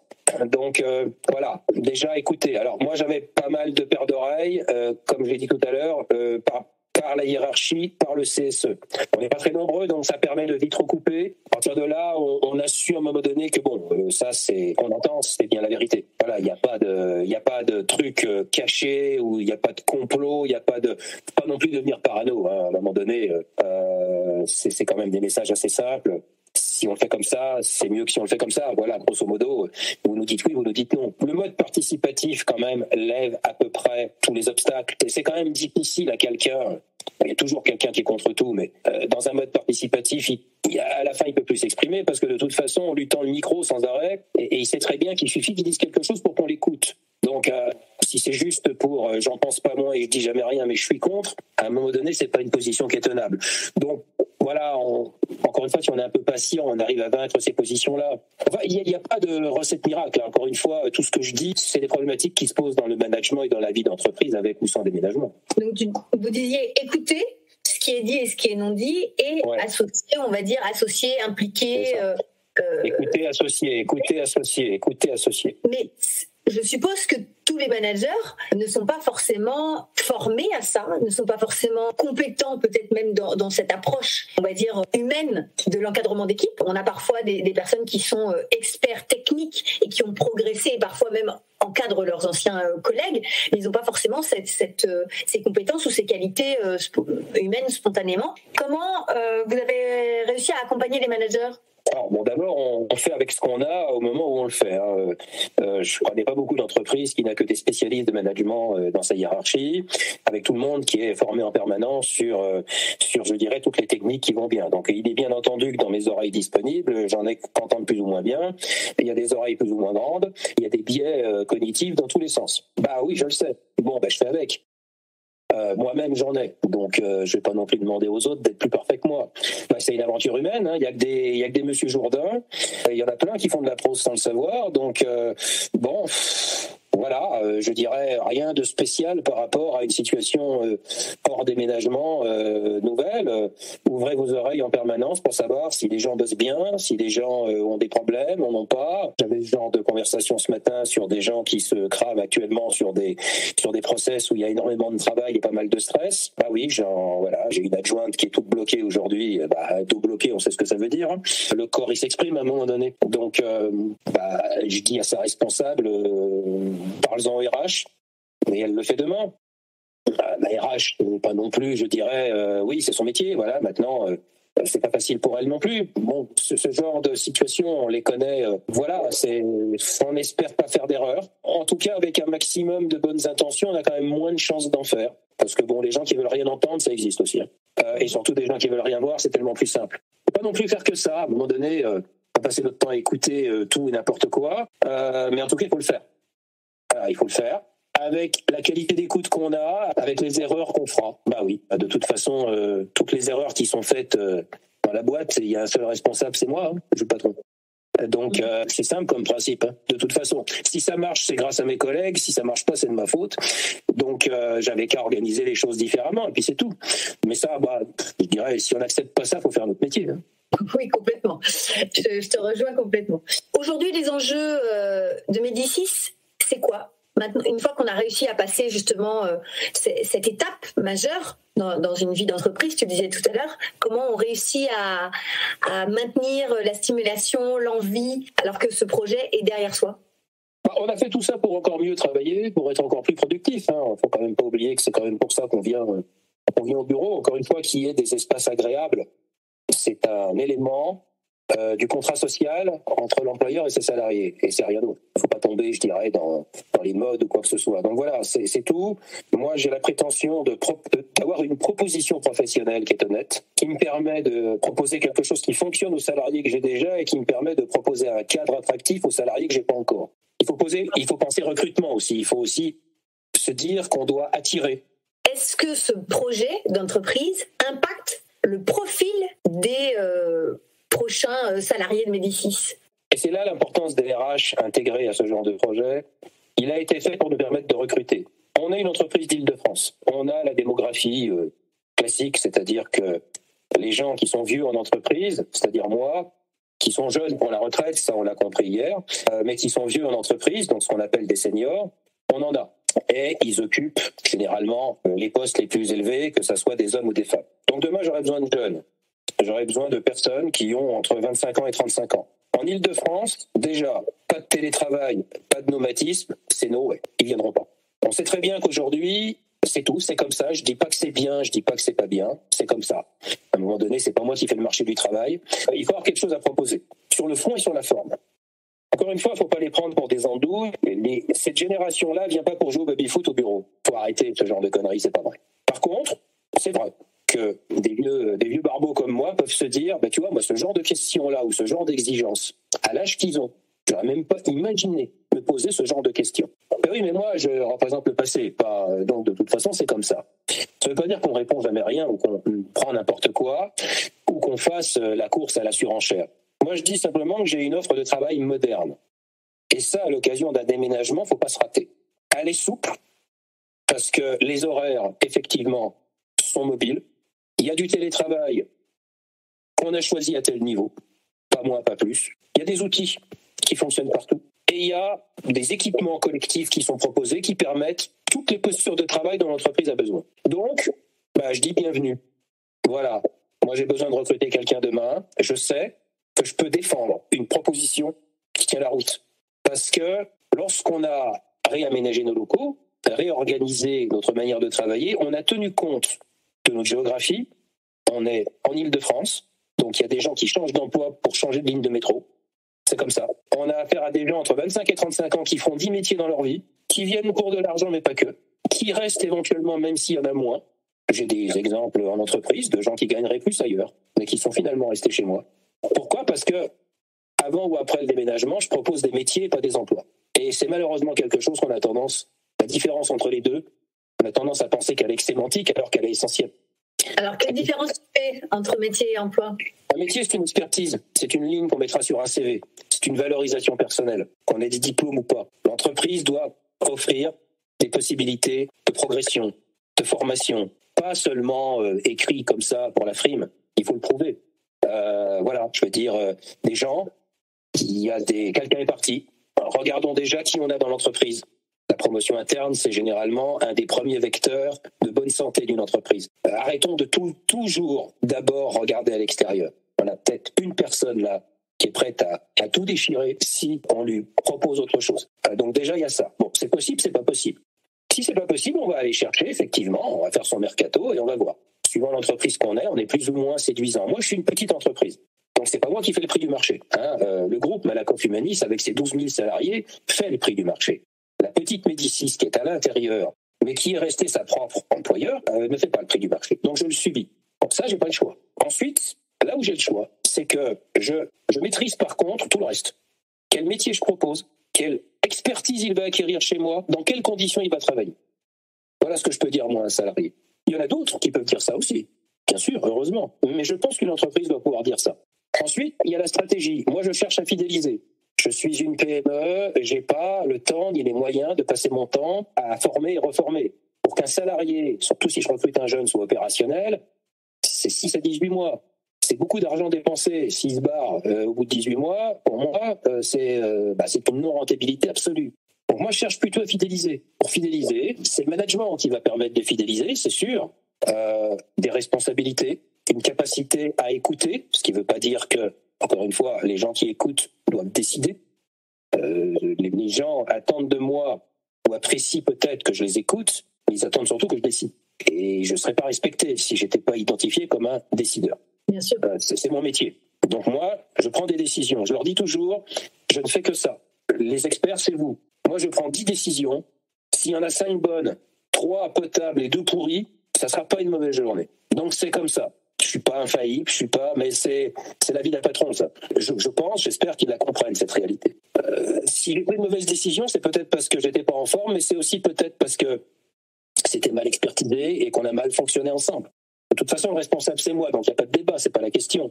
Mais voilà, je veux dire, c'est le management qui permet tout ça. Mais quand on déménage, à cette occasion-là, on se redonne de nouvelles cartouches sur quelles conditions de travail je propose. Aujourd'hui, il faut proposer des choses qui aient du sens, de l'architecture des locaux au contenu du métier. Il y a une GPEC, c'est pas juste un truc d'inventaire de métier qui a été fait un jour par un DRH et qui a pris la poussière depuis. Il y a des contenus de postes, il y a des nouveaux métiers qui arrivent, il y a des postes qui sont révisés, il y a des... Voilà, je veux dire, c'est vivant tout ça. Pour toi, ça veut dire quoi, une GPEC ? Moi, j'ai un risque métier. J'ai un risque métier parce que je suis petit déjà.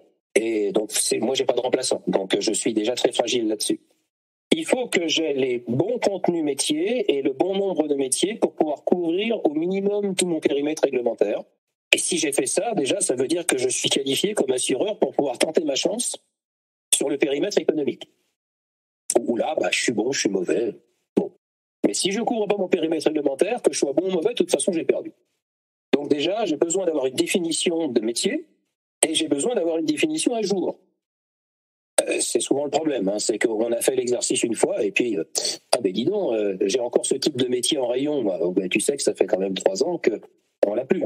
Parce que c'est un métier qu'on avait avant et qu'on a externalisé maintenant. Voilà, c'est ça les problèmes qu'on rencontre généralement. Donc, moi, c'est pas moi qui l'ai faite, mais je sais que, pour moi en tout cas, c'est peut-être pas la bonne définition, je ne sais pas. Pour moi, c'est un référentiel métier à jour qui ensuite me sert pour plein de trucs, notamment doit être raccord avec mes circuits de délégation, avec mes autorisations budgétaires, avec mes délégations de signature, avec etc. Voilà, avec mes contrats de travail, avec voilà. Moi, c'est en tout cas c'est comme ça que je la traduis. Mon DRH en parlerait beaucoup mieux que moi, et c'est comme ça en tout cas qu'on doit la faire vivre. Là, moi, je suis rentré dans un grand groupe, donc j'ai des économies d'échelle. J'ai des métiers sur lesquels maintenant je m'appuie sur des expertises du groupe qui me refacturent.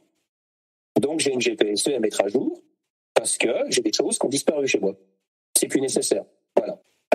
Il faudrait quand même pas dans 3 ans qu'on retrouve des fiches métiers qui n'existent plus à Médicis depuis un certain temps. Ou alors il y a toujours le métier, mais il fait plus tout à fait la même chose. De ça, je vais extraire par exemple mes documents qui me servent pour les entretiens individuels. Quand j'ai toute une grille d'évaluation où j'ai des cases à mettre, effectivement, il faut quand même que ça soit sur les bonnes missions. Bien sûr. Sinon, elle va dire mais Michel, ça c'était mon métier d'il y a 3 ans. Oui, c'est sûr que là, ça va être moins bien pour faire l'entretien. Mais ça, c'est tout bête, mais ça m'est encore arrivé l'année dernière. Bien sûr. Et là, est-ce que la GPEC t'a été utile dans cette démarche de conduite de changement ? Non, là, non. Là, non, parce que j'étais pas effectivement sur le contenu des emplois, mais sur la manière dont ils allaient travailler. Là, non. C'est un tort, hein, j'en sais rien, mais en tout cas, je n'y ai pas pensé et on me l'a pas signalé comme un outil qui intervenait dans ce process-là, puisque j'étais plus sur la manière et les conditions matérielles que sur le fond. Voilà, sur le fond, ça n'a pas fait changer, je dirais, le contenu de mes métiers, mais ça a fait changer la manière dont ils s'exercent. D'accord. Si c'était à refaire, est-ce qu'il y a quelque chose que tu changerais ? A priori, non. Mais je pense que tu me reposes la question dans un an, je devrais être plus bavard. J'ai forcément raté quelque chose, mais c'est pas possible. C'est pas possible qu'on rate rien. Ça serait même pénible. Mais quoi ? En tout cas, rien de grave, ça je pense. Écoute, on n'a pas eu de loupé, on a eu de la chance. On a vraiment trouvé les locaux qu'on voulait, à l'endroit où on le voulait. Non, là, je peux pas te répondre. Ok, pas de problème. Je vous propose de passer à une dernière étape, c'est un petit jeu. Donc, je vais vous demander de me donner un numéro entre 1 et 35 et je vais vous poser des questions plus personnelles. Quel est votre état d'esprit et votre humeur aujourd'hui ? Plutôt de bonne humeur. Et est-ce qu'il y a quelque chose qui en particulier vous a mis de bonne humeur ? Au-delà, effectivement, qu'on avait cet enregistrement de podcast. Notre entretien, j'aime bien parler de choses humaines. Ok, ça marche, je prends. Un autre numéro entre 1 et 35 ? 35. Quelle est votre phrase préférée pour vous remotiver quand vous êtes découragé ? Personne n'a dit que ça allait être facile. Et en quoi elle vous donne du courage ? C'est la vie, c'est pas tous les jours. Voilà, c'est normal que des fois, c'est... si ça commence comme ça, on est que lundi, ça va être une rude semaine. Bah oui, enfin bon. On a toujours une première réaction où on est exaspéré par l'autre, parce que l'autre, c'est toujours un problème. Et puis ensuite, bah oui, mais enfin l'autre, tu sais pas le week-end qui vient de passer, tu sais pas... tu sais rien, quoi. Donc, bon, allez. On va bien arriver à se mettre dedans. À un moment donné, s'il se met pas du tout dedans, par contre, il faudra que je le cause. Mais laissons-lui le bénéfice du doute. On a le droit d'avoir des démarrages lents, et puis tout le monde n'est pas dans les mêmes dispositions qu'on l'est nous. Donc, quand on vieillit, on apprend à être tolérant. Et patient. Oui. Un autre numéro ? L12. Dans vos rêves les plus fous, oui. Quel métier souhaiteriez-vous faire dans 10 ans ? Dans 10 ans, j'aimerais avoir une maison d'édition. D'accord. Pour quelle raison ? Parce que j'aime écrire et j'aime lire. Donc c'est de l'auto-édition ou il y aura d'autres auteurs possibles ? Je sais pas, c'est mon rêve le plus fou. Donc, non, d'autres auteurs. D'autres auteurs. C'est pas forcément pour écrire moi-même, c'est pour... Moi, j'aimerais bien avoir... Je me pose la question d'ailleurs, parce que je me dis peut-être que je me garderai 2 ou 3 ans tout à la fin pour essayer de faire complètement autre chose. Peut-être que j'y arriverai pas.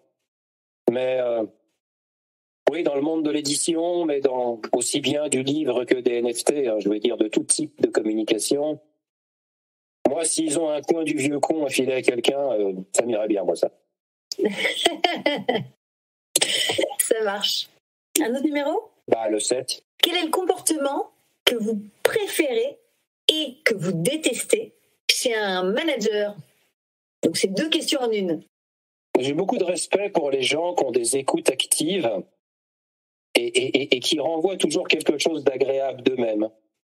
J'ai quelqu'un comme ça dans mon effectif, c'est son métier. Je suis toujours assez épaté de cette patience, de cette... parce que je pense que c'est ça qu'il faut faire aujourd'hui. Et c'est pas facile. Ce que je déteste, c'est les gens qui veulent pas voir les problèmes. Et qui utilisent leur pouvoir hiérarchique pour ça. Je ne supporte pas quelqu'un qui se définit par sa hiérarchie. Moi, j'ai appris qu'une seule chose, c'est que plus on a de pouvoir, plus on a de responsabilité, et que le pouvoir, on l'exerce pour les autres et pas pour soi-même. Et ça, celui qui a dit ça, c'est pas un grand philosophe, c'est Peter Parker, qui généralement est plus connu parce qu'il a un costume d'homme araignée. Et comme je suis très pop culture, un grand pouvoir implique de grandes responsabilités. Pour moi, c'est une des phrases majeures. Et la deuxième phrase, qui est pour moi très importante, c'est que celui qui se trompe jamais est très fort, mais que celui qui apprend de ses erreurs est encore plus fort. Et cette phrase-là, c'est toujours pas un philosophe, c'est Boris Becker qui l'a dit. boom boom Baker. Moi, j'aime bien les choses importantes qui sont dites par des gens du quotidien, par des gens dont c'est pas le métier ou par des gens qui n'existent pas, par des personnages imaginaires, parce que souvent des vérités contemporaines, en tout cas que tout le monde peut comprendre. Voilà. Et c'est quoi pour vous l'écoute active? L'écoute active, c'est d'abord réellement écouter quelqu'un. Parce qu'il y a plein de gens qui disent qu'ils écoutent, moi le premier. Hein. Ils écoutent pas tant que ça, en fait. Ils reformulent. Voilà. Ce qui est mon cas, par exemple. Et ils peuvent reformuler pour vérifier qu'ils ont bien compris. Ouais, on va dire ça comme ça. Pas toujours. Donc déjà, il y a ça. Ensuite, de relancer sans casser ce qui vient d'être dit. Il y a un moment quand c'est difficile avec quelqu'un, les mots et les paroles valent de l'or. Parce qu'on a quand même ramé pour que ça sorte. Et à un moment donné, on va redire quelque chose. Et puis là, il y a un risque de tout foutre par terre et que le truc, il se referme comme le Bernard l'ermite qui va se refoutre au fond de sa coquille. Puis alors là, pour le faire ressortir, bonjour. Hein. C'est super dur, ça. C'est un peu comme une huître qui aurait une perle à nous offrir et qui, à un moment donné, parce qu'on est maladroit avec elle. Voilà, et ça, combien de fois je me suis ramassé? Combien de fois je me suis ramassé là-dessus? Dans quel sens? J'ai dit une connerie à un moment donné. De toute façon, il faut toujours que j'en dise une. Donc, j'ai dit une connerie à un moment donné. C'est pas ça qu'il fallait dire. Et tu le sais en plus. Alors pourquoi tu dis ça? Voilà. Et on est reparti en arrière. C'est pas ça qu'il fallait dire. Bon. Mais c'est pas une bonne écoute active. C'est pas une bonne écoute tout court. C'est ce qui est le plus compliqué dans le monde d'aujourd'hui, je pense, c'est d'écouter. Une autre question? 20. On va être justement dans la pop culture. Quel est le super pouvoir que vous aimeriez avoir? Alors moi qui lis des comics depuis 40 ans, je suis tellement dedans que les questions les plus simples sont souvent les plus compliquées pour moi. Parce que alors la liste des pouvoirs possibles, j'en ai des centaines en tête. Ils sont tous sympas, à peu près. En même temps, comme votre métier c'est de décider, ça tombe bien. Je pense quand même que la personne qui lit dans les pensées, elle a un sérieux avantage professionnel. Donc, je ne prendrai pas une super force. Ce que j'aurais pris à bien d'autres âges de ma vie. Je ne prendrai pas une super force. Je ne prendrai pas une invulnérabilité. Mais là, justement pour améliorer ma capacité d'écoute, si je pouvais avoir un coup d'avance, ce serait pas mal. D'accord, je prends. Et puis juste, voilà, ça va pas être en posant une question, un numéro, etc. Mais j'aimerais savoir comment vous arrivez à être plus efficace dans votre travail. Et quels sont les trucs et astuces personnelles peut-être qui vous permettent d'être efficace, peut-être dans l'organisation personnelle par exemple? Je suis assez conscient de ce que je devrais faire pour faire mieux. C'est pas pour autant que je le fais forcément. Déjà. Du moment que ça n'a pas d'incidence sur les autres, du moment que je ne mets pas quelqu'un en difficulté ou que je ne crée pas un manque de respect de quoi que ce soit, et que je suis dans moi par rapport à moi, je suis malheureusement dans une situation où je ferais mieux de le faire comme ça parce que ce sera plus efficace, mais j'ai pas forcément envie de le faire. Donc c'est pas bien ce que je dis. Hein. Mais on n'est pas des machines. Bon, je sais aussi que j'ai une capacité de me remettre d'aplomb et de me retourner qui fait que, je l'espère, mais je n'en suis pas sûr, il y a peut-être que moi qui s'en apercevra. Mais je ne suis pas du tout sûr de ça. Donc déjà, des trucs et astuces, j'en ai pas tellement. Sauf le fait d'être conscient de ce que je fais pas bien ou de ce que je pourrais mieux faire. Moi, je suis quelqu'un qui va vite. Quel que soit mon âge, je suis à l'aise dans mon époque parce que je vais vite. Trop vite. Et j'aime aller vite. En étant très conscient que je vais trop vite. J'aime ne pas avoir toutes les données pour commencer à imprimer une orientation. Pas encore une décision, mais bon. Je fais partie de ceux qui disent on ne sait pas forcément où on va, mais on roule. On verra en roulant où on va. Celui qui ne bouge pas aujourd'hui, il est mort. Alors, en quoi vous allez trop vite? En tout. Je pense trop vite, je fais trop vite. Je fais tout trop vite. Trop par rapport à quoi? Je prends pas le temps, je réfléchis en marchant, donc je prends pas le temps d'une réflexion préalable assez importante. Je me connais, je sais que je vais me rattraper, je sais que je vais suis très factuel, donc je vais utiliser peut-être certaines de mes qualités pour compenser certains de de défauts. C'est-à-dire que je suis très factuel, je ne suis pas quelqu'un qui... Enfin, je prends facilement l'idée d'un autre et je dis facilement que son idée est meilleure que la mienne. Je le sais, ça. Et je sais l'avantage que ça me donne en termes de management. Et ça, je l'ai fait 1000 fois dans ma vie. La seule prétention que j'ai, c'est que son idée qui est très bonne, si c'est moi qui la prends, j'en ferai quelque chose de mieux. Voilà. C'est ça que je vais dire. Donc à partir de là, comme je sais que je peux capter et que j'écoute les autres, ma réflexion personnelle préalable, qui devrait être meilleure, n'est pas si elle est un peu plus courte qu'elle devrait l'être, n'est pas si handicapante que ça. Parce que ma manière de faire, je dis pas que ça m'en dispense, mais je dis que ça fait que je vais quand même m'y retrouver.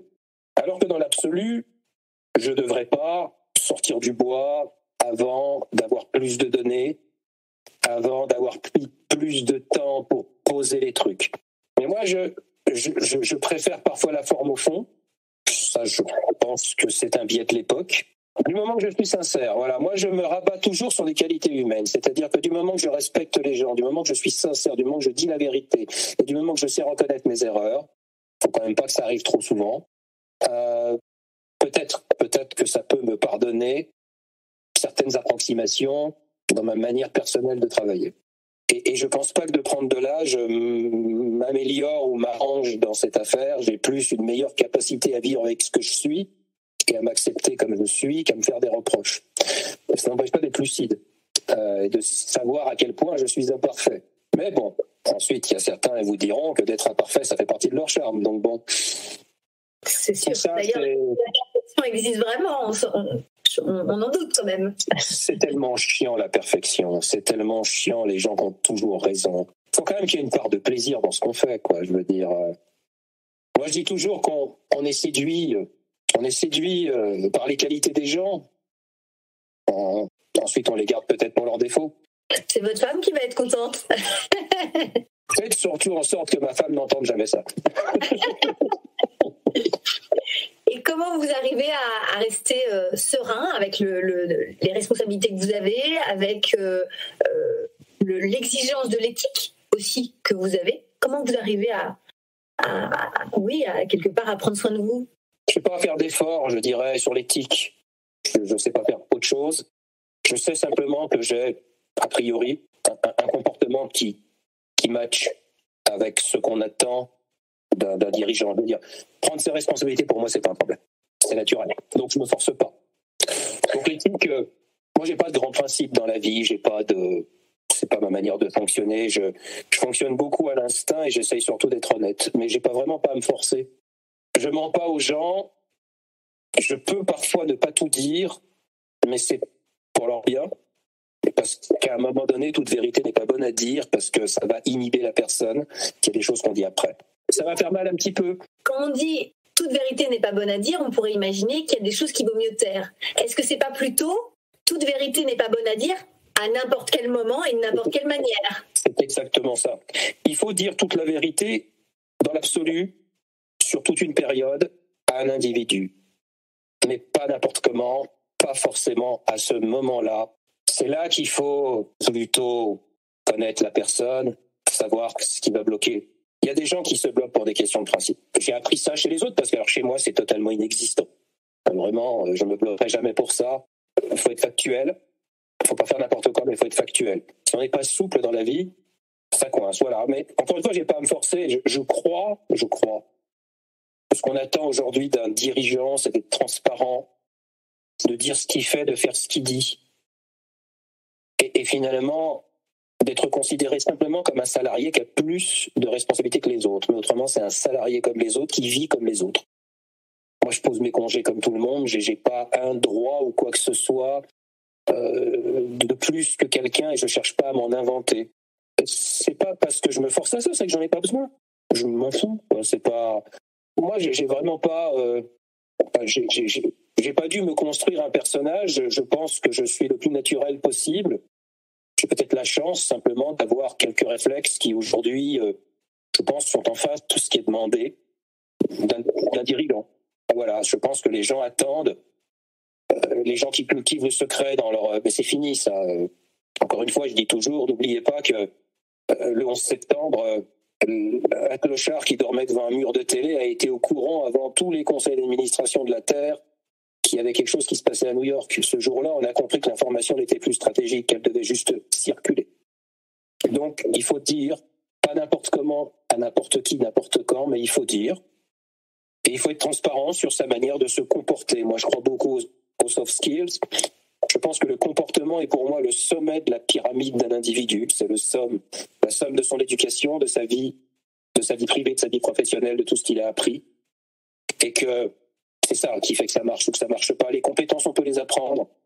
Une intelligence artificielle demain, la fameuse avec laquelle je discute très régulièrement, me montre tous les jours qu'elle apprend à une vitesse ébouriffante. Voilà, donc il faut être humble par rapport à ça et il faut bien isoler. Ce qui est important, je pense que c'est le comportement. Je pense que j'ai un comportement qui convient à ce que les salariés attendent aujourd'hui, c'est-à-dire que j'ai pas besoin de cultiver du secret. Il y a des choses qui ne doivent pas être dites. Moi, j'affiche pas les salaires sur les murs, mais je le dis. Je dis simplement que la seule chose confidentielle, c'est le montant d'un salaire. Le salaire, sauf le mien, puisque le mien, on est forcé de le trouver dans un rapport d'activité, donc tous les autres salaires, sauf le mien, sont confidentiels. Et je suis très à l'aise avec ça. Pour le reste, le stress, oui, j'en ai évidemment. Et puis je ne crois pas du tout au fait que on a deux cerveaux, avec un cerveau privé et un cerveau professionnel. Moi, je réponds tout le temps à mes mails où que je sois. Et j'ai toujours, et je suis très à l'aise avec le télétravail, j'ai toujours fusionné les univers. Ça ne me pose pas de problème. Et je les fusionne dans les deux sens. C'est-à-dire qu'effectivement, je vais aussi amener du privé à des moments où on peut s'attendre à ce que je suis plutôt dans une journée de travail classique. Ça m'a jamais dérangé. Certes, c'est un privilège parce que c'est un dirigeant qui peut plus se permettre ça que d'autres personnes, j'en suis bien conscient. Mais je le dis. Voilà, c'est peut-être pas bien, mais je le dis. Le reste, comment on fait ? Moi, j'ai les mêmes hobbies, les mêmes envies que quand j'avais 10 ans. Voilà, je n'ai pas changé. C'est-à-dire ? Lire, la BD, les comics, tout ce qui est vidéo, ce qui est devenu jeu sur console aujourd'hui qui n'existait pas à l'époque. Je suis fils unique, donc la simulation, le what if, les uchronies, la géopolitique, l'histoire, et surtout lire. J'ai toujours fait ça et moi je pense qu'il faut garder, si on arrive à garder cet univers personnel, ça vous détend. Et puis finalement, de toute façon on va tous au même endroit, hein. Donc c'est pas en s'étant fait plus de soucis pour du stress, il y en a, mais c'est pas grave. Il y a toujours plus important et dans les choses simples. Voilà, c'est tout. Ça marche pas, c'est pas une antidote, hein. Ça marche pas, ça n'empêche pas d'être stressé. Ça dit simplement que ça permet de mieux vivre les choses. Voilà, c'est tout.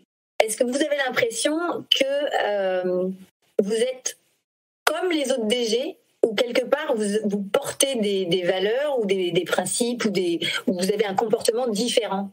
J'aime pas les autres DG. Moi, j'ai toujours été celui qui, quand il rentre dans un endroit, se met tout au fond, près de la fenêtre et du radiateur. J'ai toujours été comme ça. D'abord parce que pendant une bonne partie de ma scolarité, j'étais quelqu'un très savant, paraît-il, ont expliqué à mes parents que je ne pourrais pas faire d'études. Je leur ai rappelé d'ailleurs plus tard. Et pour autant, j'ai toujours gardé...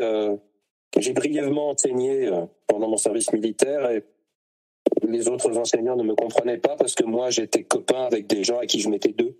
Parce que c'est ces gens-là qui m'intéressaient. Moi, j'aime pas les gens qui...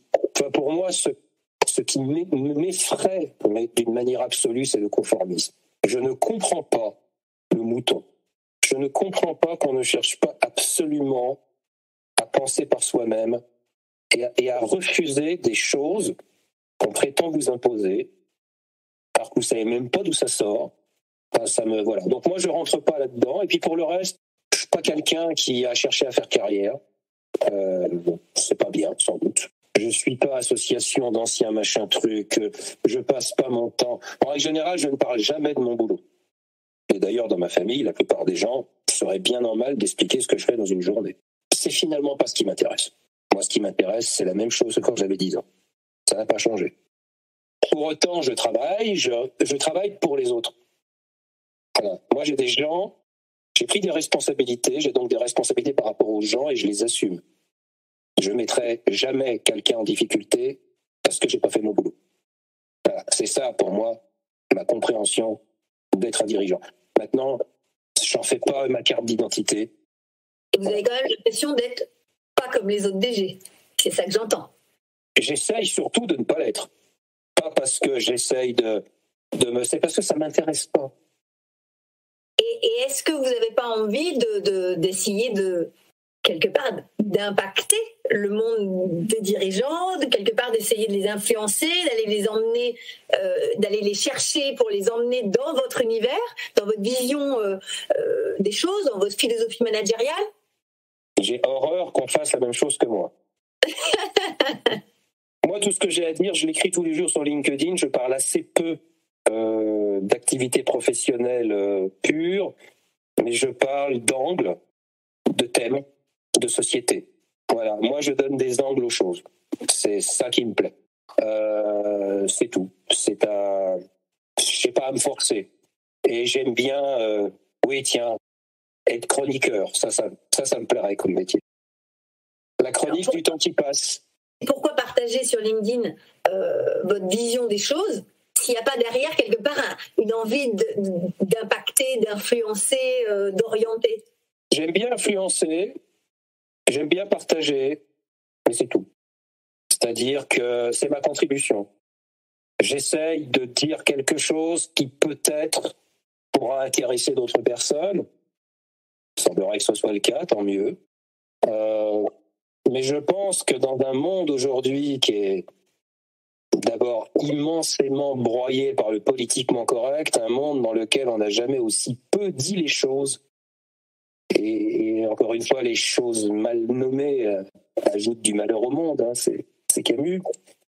Et on est vraiment là-dedans. On est vraiment là-dedans. Et je pense qu'il y a des gens qui en sont malheureux. Et que, à force de ne rien dire, parce qu'on a chassé tout ce qui était radical, on le nourrit. Et qu'on ferait mieux de dire les choses. Et qu'on a perdu cette capacité de se parler et de se contredire de manière respectueuse. Aujourd'hui, on est dans l'absolu contraire de tout ce que je viens de dire.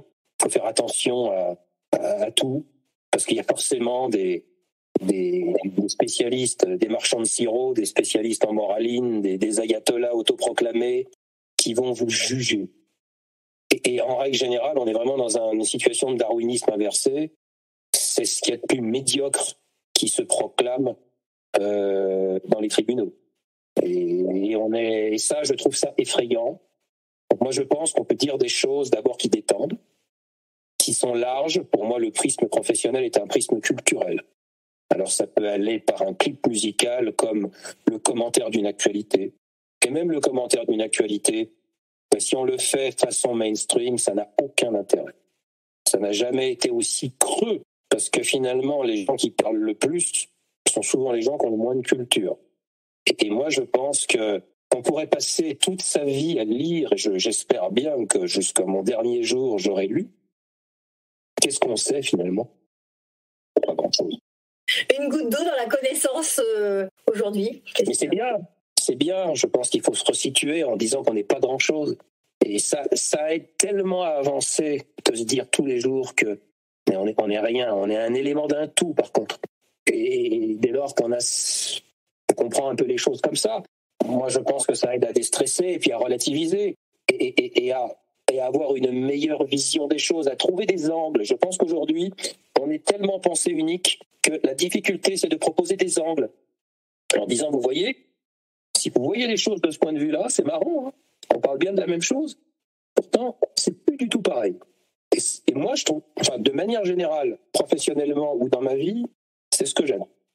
Comment vous expliquez que aujourd'hui on parle beaucoup de prévention des risques psychosociaux, de bien-être au travail, de bienveillance, de management humaniste, et pour autant il n'y a jamais eu autant de gens qui sont en situation d'épuisement professionnel ou de burn-out ou de mal-être? Parce que c'est un fake. C'est tout. C'est pas vrai. Il n'y a jamais eu aussi peu d'humanisme que depuis qu'on dit qu'il y en a partout. Ça, c'est une manière de se dédouaner.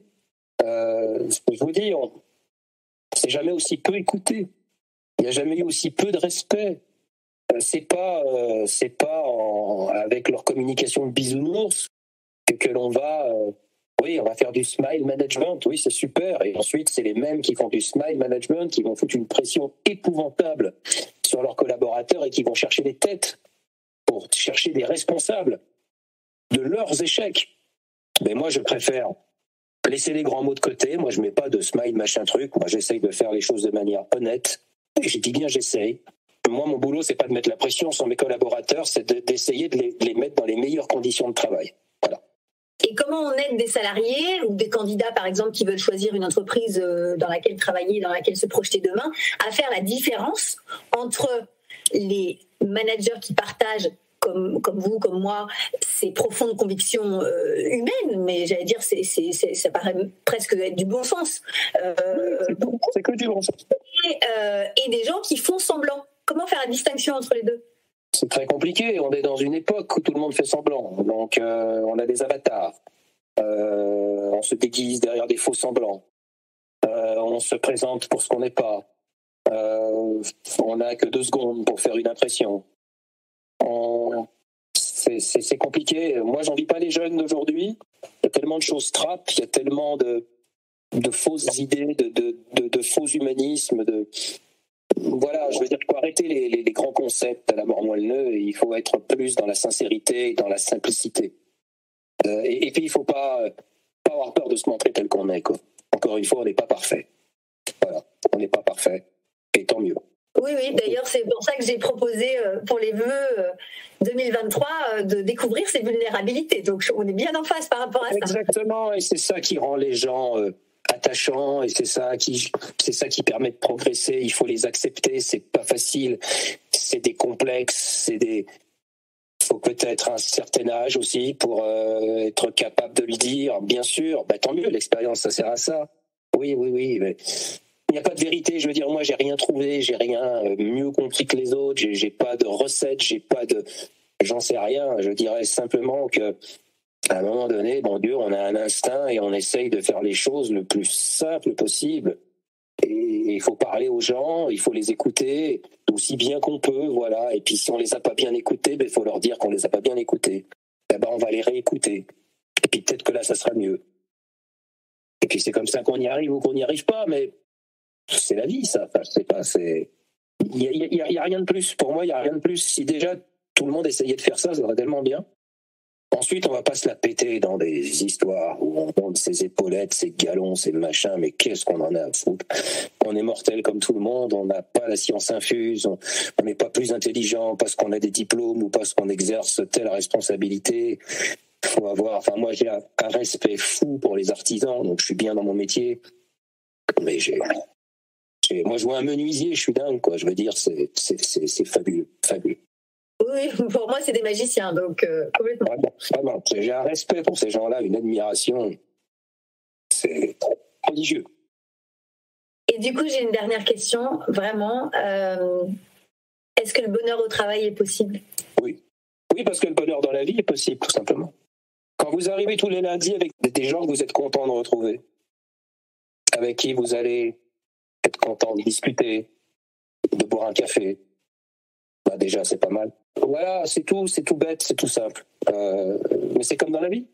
C'est la vie. Je veux dire, moi, je crois pas aux univers séparés. On est comme on est. Et puis, moi, très honnêtement, si j'ai pas eu envie d'aller voir ailleurs, et si je pense que j'ai des collaborateurs autour de moi, j'ai des gens avec qui ça fait 25 ans qu'on est ensemble. On finira ensemble maintenant. Ça veut dire quelque chose, je pense. Oui, c'est une histoire de vie, c'est une histoire humaine, de rencontres humaines. C'est tout. Alors ensuite, il y a des dossiers chiants, il y a des dossiers plaisir. C'est comme ça. Ça, c'est normal. C'est comme des jours, il y en a où il pleut, il y en a où il pleut pas. Pareil. Exactement. En tout cas, un grand merci, Michel, pour vous être dévoilé d'abord, parce que quelque part... Vous avez joué le jeu des questions-réponses assez intimiste, mais aussi au-delà, vous avez partagé avec nous votre philosophie quelque part de vie et votre philosophie managériale. Mais quelque part c'est ça, et donc je suis certaine que vos propos, votre partage, votre témoignage va pouvoir être inspirant pour plein de personnes qui nous écoutent. Sur cette conduite de changement, ce que je vais retenir là brièvement ensemble en quelques mots, c'est d'abord qu'il y a un constat qui doit être partagé, d'une nécessité de changer. Ça, je pense que c'est le premier point de départ. Et puis ensuite, il y a une équipe qui prend des décisions et qui les assume autour à la fois des élus, on l'a compris dans le cadre de votre entreprise, mais aussi du comité de direction, et surtout qui s'appuie sur un directeur général qui va être un peu le chef d'orchestre de tout ce qui va se passer derrière. C'est également, j'ai retenu également le fait que c'est un projet d'entreprise qui est global, qui est dans une approche systémique, et surtout c'est un projet d'entreprise unique. C'est-à-dire qu'il n'y a pas deux entreprises qui se ressemblent, il n'y a pas deux projets qui se ressemblent, et il n'y a pas de communauté à faire. Simplement, ici, là, on s'inspire de votre expérience, et évidemment, il y a impossibilité de faire un copier-coller. J'ai retenu également le fait qu'il y a une gestion en mode projet, et projet notamment de conduite de changement, avec une équipe projet constituée d'experts, qui vont analyser, préparer, planifier, proposer des options à l'équipe dirigeante qui va, elle, décider et assumer les conséquences des décisions. Et dans ce mode projet, il y a également des méthodes, des règles de fonctionnement qui ont été posées et qui sont à la fois des règles qui sont valables pendant la conduite de changement, mais aussi après dans comment on vit ensemble dans cette nouvelle dimension. Il m'a semblé également très intéressant cette équipe d'ambassadeurs qui permet de faire remonter les informations du terrain, mais aussi de les faire descendre. C'est-à-dire qu'en impliquant ces ambassadeurs, ils font un peu ils jouent ce rôle de courroie de transmission quelque part, le dernier échelon, la dernier maillon, j'allais dire, d'une chaîne. Oui, ils font aussi une partie du projet. Par exemple, chez nous, ils ont choisi toutes les tonalités d'ambiance. Les couleurs, les tissus, ça, on leur avait délégué. Et ils ont également un rôle d'alerte qui me semble essentiel dans une conduite de changement et dans un projet aussi ambitieux et qui peut bousculer. Et je pense que c'est intéressant aussi de se dire que les résistances, elles sont naturelles, elles sont humaines, les inquiétudes aussi. Et en même temps, ce que j'entends, c'est qu'il y a une vraie... confiance qui anime l'ensemble de ce projet, c'est de se dire que on va y arriver en équipe, et de toute façon, s'il y a des choses qui sont pas parfaites, c'est pas grave, vaut mieux que ce soit imparfait mais fait que pas fait du tout.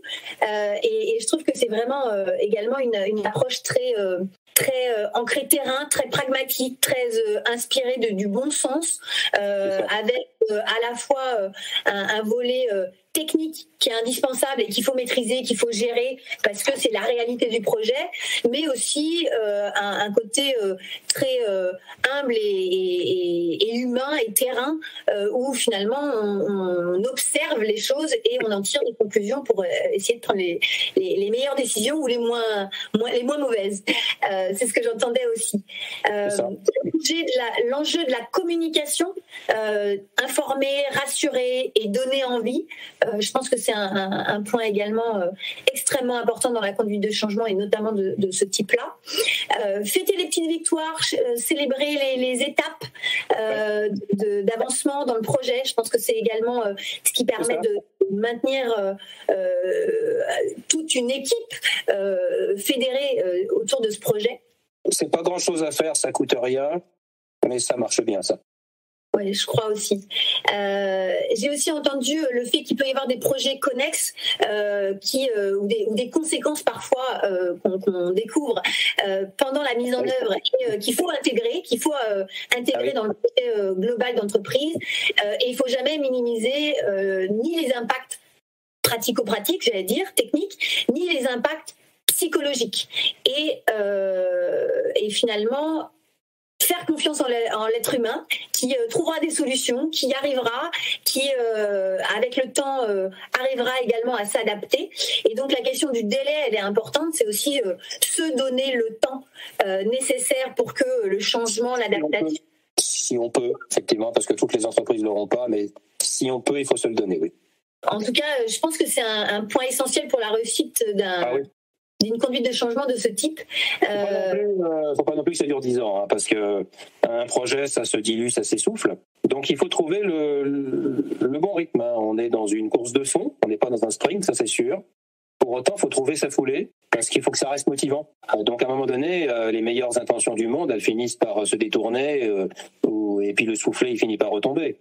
Donc, et on peut pas toujours relancer le soufflet par un petit événement de com ou par un petit teaser. Ou des fois, ça finit par se voir quand même. Hein. Et je pense qu'un point également important, c'est de se dire qu'il y a bien un pilote unique qui assume les responsabilités, qui prend les décisions à chaque étape clé du projet, et que ce pilote, il peut aussi, et on l'encourage, à s'entourer, que ce soit des ressources internes ou des ressources externes, ne pas avoir peur de faire appel.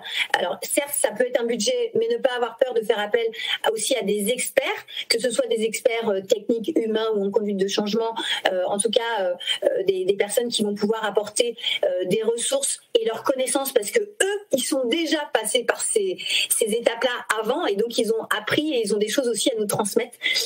Et puis enfin, j'allais dire deux points, le rôle du management et de la direction des ressources humaines pour réussir à accompagner au mieux les salariés qui de toute façon sont troublés, et j'allais dire, comme dans tout changement, il y a on gagne, on perd.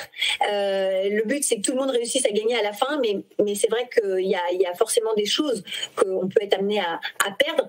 Mais l'idée, c'est qu'il puisse y avoir des gages, des garanties ou entre guillemets des compensations, et de se dire qu'à la fin, même s'il y a certes, on est peut-être un peu plus loin de chez soi, par exemple, mais on a des conditions de travail qui sont beaucoup plus adaptées et qui nous permettent une plus grande efficacité et un mieux-être au quotidien. Oui, et le côté réglementaire des RH qui est important, parce que avec ce genre de projet, on attaque vite des modifications substantielles du contrat de travail.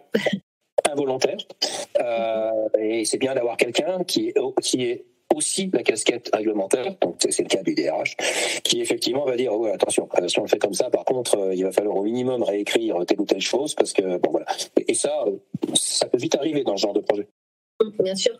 Et puis, je trouve que c'est intéressant aussi de se dire qu'une fois que le projet est mis en œuvre, c'est intéressant de faire une évaluation à chaud, à froid, d'avoir des clauses de revoyure et de s'autoriser à ajuster le projet en fonction des besoins, et puis aussi en fonction de l'environnement qui lui-même évolue. Et quelque part, ça veut dire qu'on s'inscrit dans une dynamique d'amélioration continue, une dynamique de changement entre guillemets permanent, puisque ce qu'on a mis en œuvre là nécessitera probablement encore des évolutions à venir, puisqu'on est dans un environnement qui change et qui change très vite. Oui, et voilà. Puis c'est des locaux qui bougeront plus facilement que les locaux qu'on avait avant. Donc de toute façon, même s'il n'y a eu qu'un projet d'entreprise, il est possible qu'il y ait quelques épisodes supplémentaires dans quelques années. On refera quelque chose, on changera quelque chose. Et il ne faudra pas oublier la dynamique qu'on avait quand on a construit, parce qu'il faudra s'en réinspirer. C'est bien, une série qu'on a bien aimée, il y a une nouvelle saison, on est plutôt content. Alors oui, on retrouve les mêmes personnages, on retrouve, d'accord, très bien, mais on est content quand même. Donc voilà, il ne faut pas perdre ces réflexes-là. D'où l'intérêt aussi, à la fin d'un projet comme ça, de formaliser, de structurer, de faire en sorte qu'il y ait une traçabilité de ce qu'on a fait, parce que ça permet d'abord d'avoir un regard critique, mais aussi de transmettre. D'abord, ça fait partie de l'histoire de l'entreprise, l'histoire de la vie de l'entreprise, et ça permet également de s'y référer si à un moment donné on a des nouvelles choses à mettre en œuvre. On n'est pas obligé de réinventer le fil à couper le beurre à chaque fois. C'est ça, c'est un projet technique avant toute chose. On peut ensuite en faire une aventure humaine, mais les meilleures aventures humaines sont quand même plutôt câblées. Sinon, ça peut vite devenir assez dangereux et on peut s'échouer assez facilement. Donc d'abord, c'est un projet qui est écrit, qui est câblé, avec une phase d'expression des besoins rigoureuse, avec voilà, c'est quand même un projet technique. Maintenant, si ce n'est qu'un projet technique, ça n'est pas suffisant. Mais si c'est pas un projet technique et que c'est un projet humain, c'est pas suffisant non plus, parce qu'on va se planter. Donc il faut pas oublier, les deux vont bien ensemble. Oui, c'est un projet global. Exactement. Est-ce que vous avez un autre sujet à rajouter, Michel? Est-ce que c'est un bon résumé? Dans une prochaine conversation sur un autre sujet. Et est-ce qu'il y aurait une personne que vous souhaitez me conseiller d'inviter? Vous vous dites, là, je pense qu'il peut apporter quelque chose d'intéressant à ce podcast. Boris Becker n'étant pas disponible, Peter Parker n'étant pas réel, un peu compliqué, et puis n'aimant pas beaucoup mes homologues, j'espère qu'ils ne vont pas écouter. Voilà le genre de truc où je suis un peu embêté, tiens. Bien fait pour moi. Bien fait pour moi. Non, mais parce que moi, j'avais pas posé la question avant. C'est parce que voilà, j'ai pensé à ça. Le problème des Mavericks, c'est que comme ils se mettent volontairement un peu à l'écart du troupeau, quand on leur demande t'as un copain, pas là, non. Pas de souci. En tout cas, un grand merci pour la qualité de cet échange. J'ai beaucoup apprécié l'authenticité et la sincérité, tout simplement, de vos propos. Moi, je sais pas trop faire autrement, donc bon, c'est pas. Merci en tout cas, et à bientôt. Et voilà, c'est ainsi que s'achève cette incroyable interview de Michel Clerc. J'espère que vous avez appris énormément de choses sur la conduite de changement et que vous avez maintenant toutes les clés pour faire d'un déménagement d'entreprise un véritable projet stratégique d'entreprise et une belle aventure humaine. Je vous dis à très vite pour le prochain interview. Mon invité est Pascal Guérinet, le DRH du groupe Domitis. Je vous dis à tout de suite pour ce nouvel épisode. Vous avez aimé cet épisode? Abonnez-vous à la newsletter Valeurs Agitées pour ne rater aucune des prochaines diffusions et laissez-moi 5 étoiles sur votre plateforme d'écoute préférée. Ce podcast est propulsé par France Coaching. France Coaching, c'est bien plus que la référence numéro 1 du coaching professionnel en France. C'est le début de votre réussite. Retrouvez-moi tout de suite sur francecoaching.com.